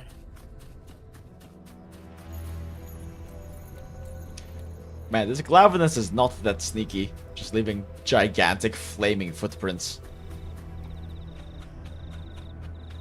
Like, why do I even use sensor? That's just gigantic flaming fucking footprints.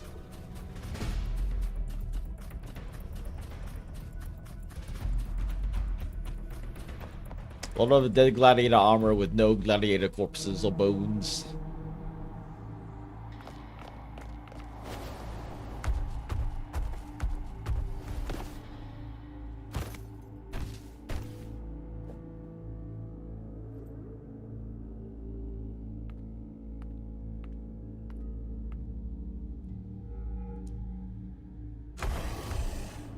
Cool dino model? Oh yeah. Kuro has always been really good about that model work though. What was that?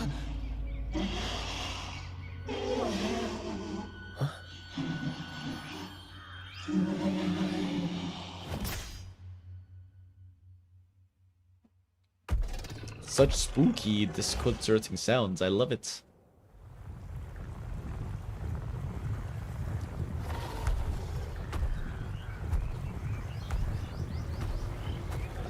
Goop!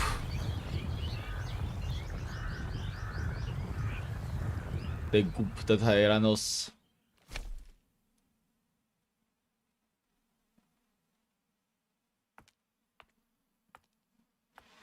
Goopa.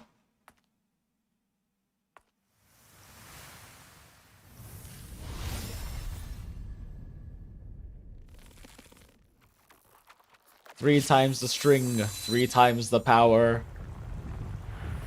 More tension.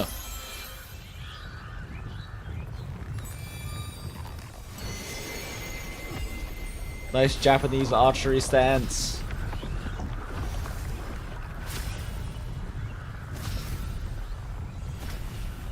Steady. Now. Oh my gosh, it's the boss I've killed a fuckload of times to build Augusta.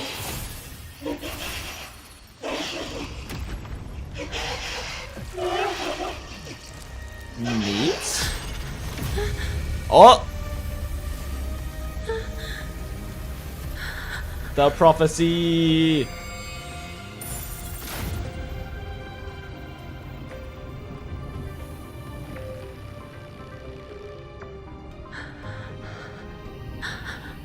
You know? You know!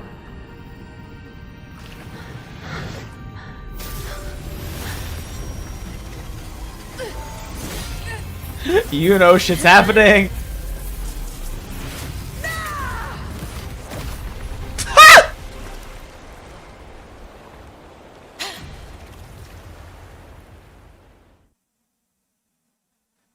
Just fucking eat him so hard he evaporates. Bet.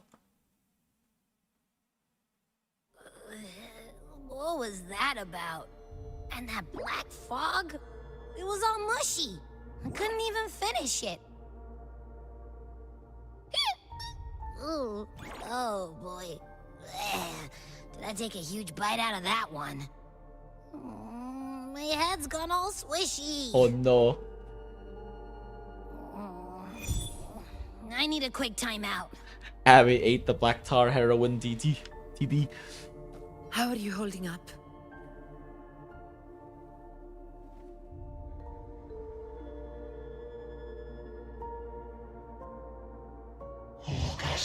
Gladiator armor without body inside makes sense though. What's inside just rolled away with time? Yeah, but bones don't.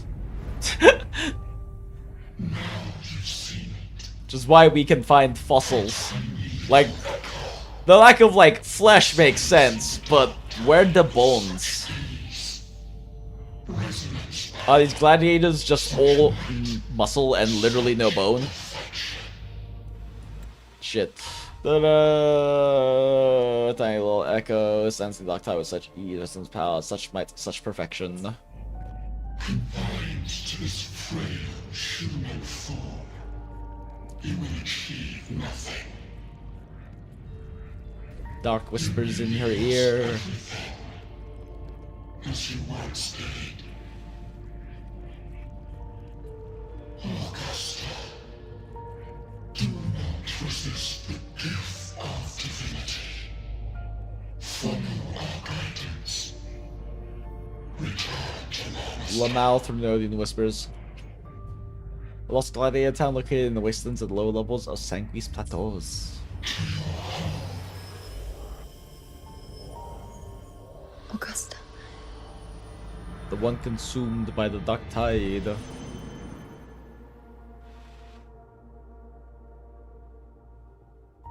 Augusta.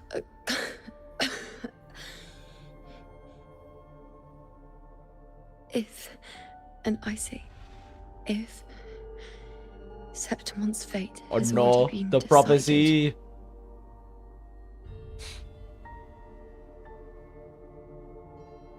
would you continue to fight?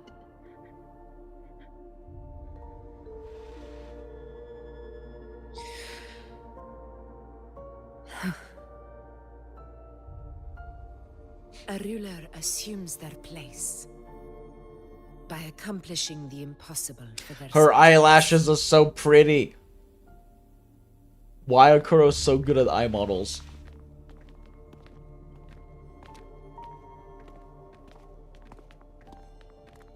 It isn't safe here. I'll lead a team and escort everyone to a temporary camp not far from here. But before that, I must ensure no one is left behind. You go ahead, Rover. I am entrusting Yuno to your care. Aw, she'll be fine with me. I think Yuno will be more than fine with you. How are you feeling? Do you want to rest a bit? I appreciate your concern, but I'm not as fragile as you think. This road is nothing I can't handle. Bones turned to dust or got picked. Septimont gladiators are soft like Babby. Septimont gladiators are literally just pure muscle. No bones to leave behind. Only flesh to be consumed.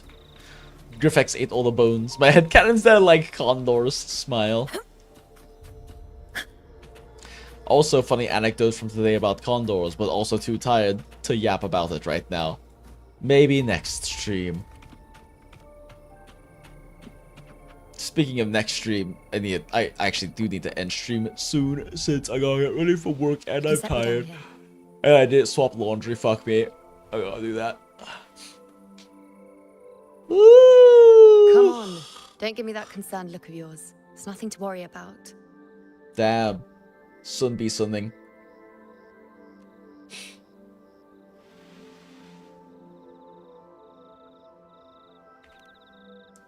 Could stand to rest more.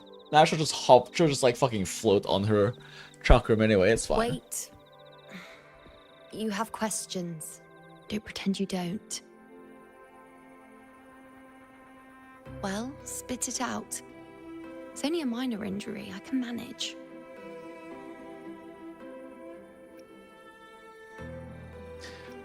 I saw the moment of Augusta's death.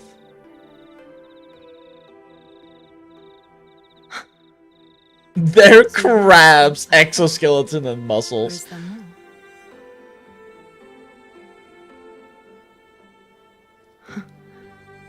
Just how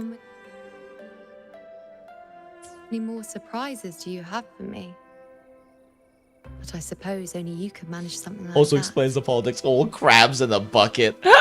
Grandmother Lilibet, Condensation head added priestess again. of the So temple, true. once spoke of the unknowable voids that is your fate.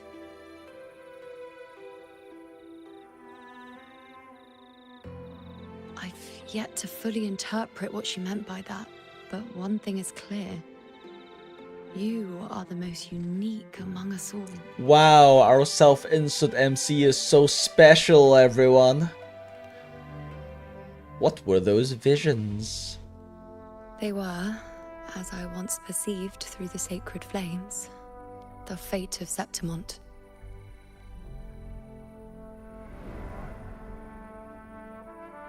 Just as you saw, the dark tide will bring destruction to Septimont, and the death of Augusta. Have you considered that because you weren't using your divine flame and using the flame of a fucking evil dark tide creature that maybe your visions got warped? I don't know whether Raguna's predictions are actually true, but fate has given me no response but sorrow.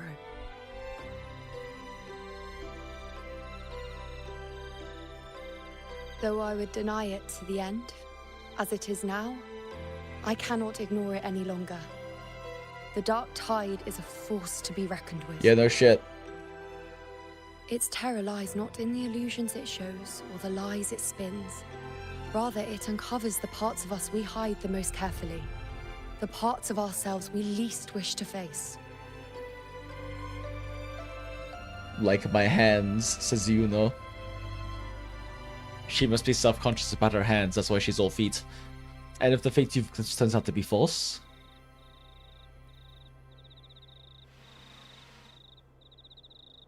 Never. My prophecies are never wrong. How I loathe this feeling. This helplessness. To know everything, to see everything, and yet be powerless to change a thing. Since we've come this far, might as well share a secret with you. Oh. She's trauma dumping, chat. The you see before you can no longer see the threads of fate.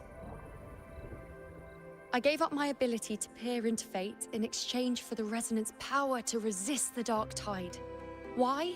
Because I refused to be fate's obedient puppet, bowing to its whims and letting it dictate my every step. Neat? How? But in the end, despite all the sacrifice, we still couldn't escape its grasp. I gave up my future sight for destructive power. The dark figure we faced in Asphodel Barrens was, in fact, an embodiment of the dark tide. We call it the false sovereign. Unlike other dark tide creations, it can devour and reshape the scattered powers of its maker. I'm unclear how things will unfold, but I'm certain it's the source of evil that will bring about the fall of Septimont, just as the prophecy foretold. The prophecy. Before this hunt, Augusta and I investigated such dark tide irregularities at the Sanguis Plateaus. We then formed a plan to take advantage of the Sovereign's nature, using the Chorosaurus as bait to lure out its imperfect form. Maybe this way we can rewrite Septimont's tragedy before it even begins. But as you can see, we failed.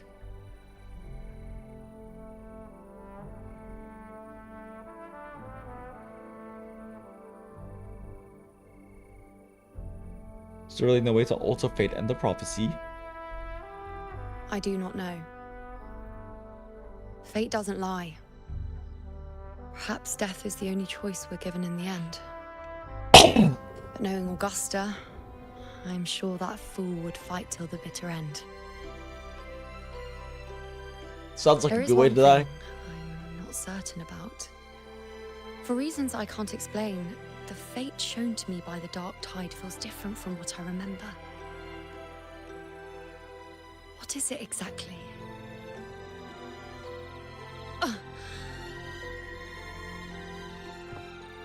Your arm. A side effect of my resonance power. The dark tide doesn't exactly show up in a stable form. My powers manifest its creations in exchange for a teensy piece of my existence. Oh. That's the price to pay, I suppose.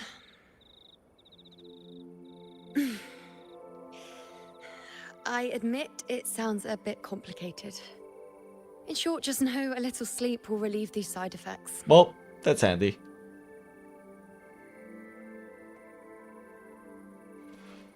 Understanding the situation will take time. Until then, focus on resting and getting better. Take care of yourself, boo. A fair point. Once I've recovered my strength, sorting out these questions will be as simple as a flick of a finger. Oh, by the way, take this. Oh. She's giving us an engagement ring. A Lunarum bracelet containing a small portion of my resonance power. It was passed down to me by my predecessor when I became a priestess. It's quite dear to me, you know, so be sure to take extra good care of it. And don't expect there'll be a spare if you lose it. Open single eye to peek. Rely on it in my absence. Who knows? It may even help fill in for me and help you and Augusta in my place. Thanks, babe. Now, why would you say that? My predictions I'll are wrong. only be 5 minutes taking a later. short Oh, I nap. threw those powers away. Don't you or Yep. Augusta even dare think about leaving me behind, is that clear? A safe, unprotected nap without us here or anyone here to protect you. Cool. Great idea. I should see how things are with Augusta now. Okay. Sweepy. It is sweep time. But we got some MSQ done, chat. Let's go. Progress has been made. Incredibly minimal progress for a 3-hour stream. Let's go. Her feet hurting would have been more on brand. So true. Good night. Hope you get through more of the story before you sleep. It was worth me staying up when I played it. I mean, if I was gonna do more of it, I'd just stay on stream, but I am quite sleepy. Most worn. So I'm just gonna close this down. Maybe quickly knock out Path to Nowhere and our 1999 stuff. But I am been very tired for like the past like 40 minutes. Surprisingly so. I don't normally get this tired without taking my sleep meds, so I'm now wondering if I accidentally took my sleep meds instead of a different one earlier, but shrug. Shrug. Pretty sure I took my little atrazine though. I don't know. Anyway. It is sleep time, but thank you chat for joining us. It has been a fun time doing very clearly 3 full hours of intense speedrunning of main story and not at all spending any of those 3 hours on 2 hours of yapping about food and beverage and knives, because I would never do that. Never. Swearsies. Fingers crossed my heart. I'm too tired for funny gags. Anyway, if you had a fun time tonight and you wanna come hang out with a bunch of other gacha degenerates, then the Discord server, the Goondola To Gacha Hell, is in the description of the VOD and or the stream and all of that. So yeah, okay, bye!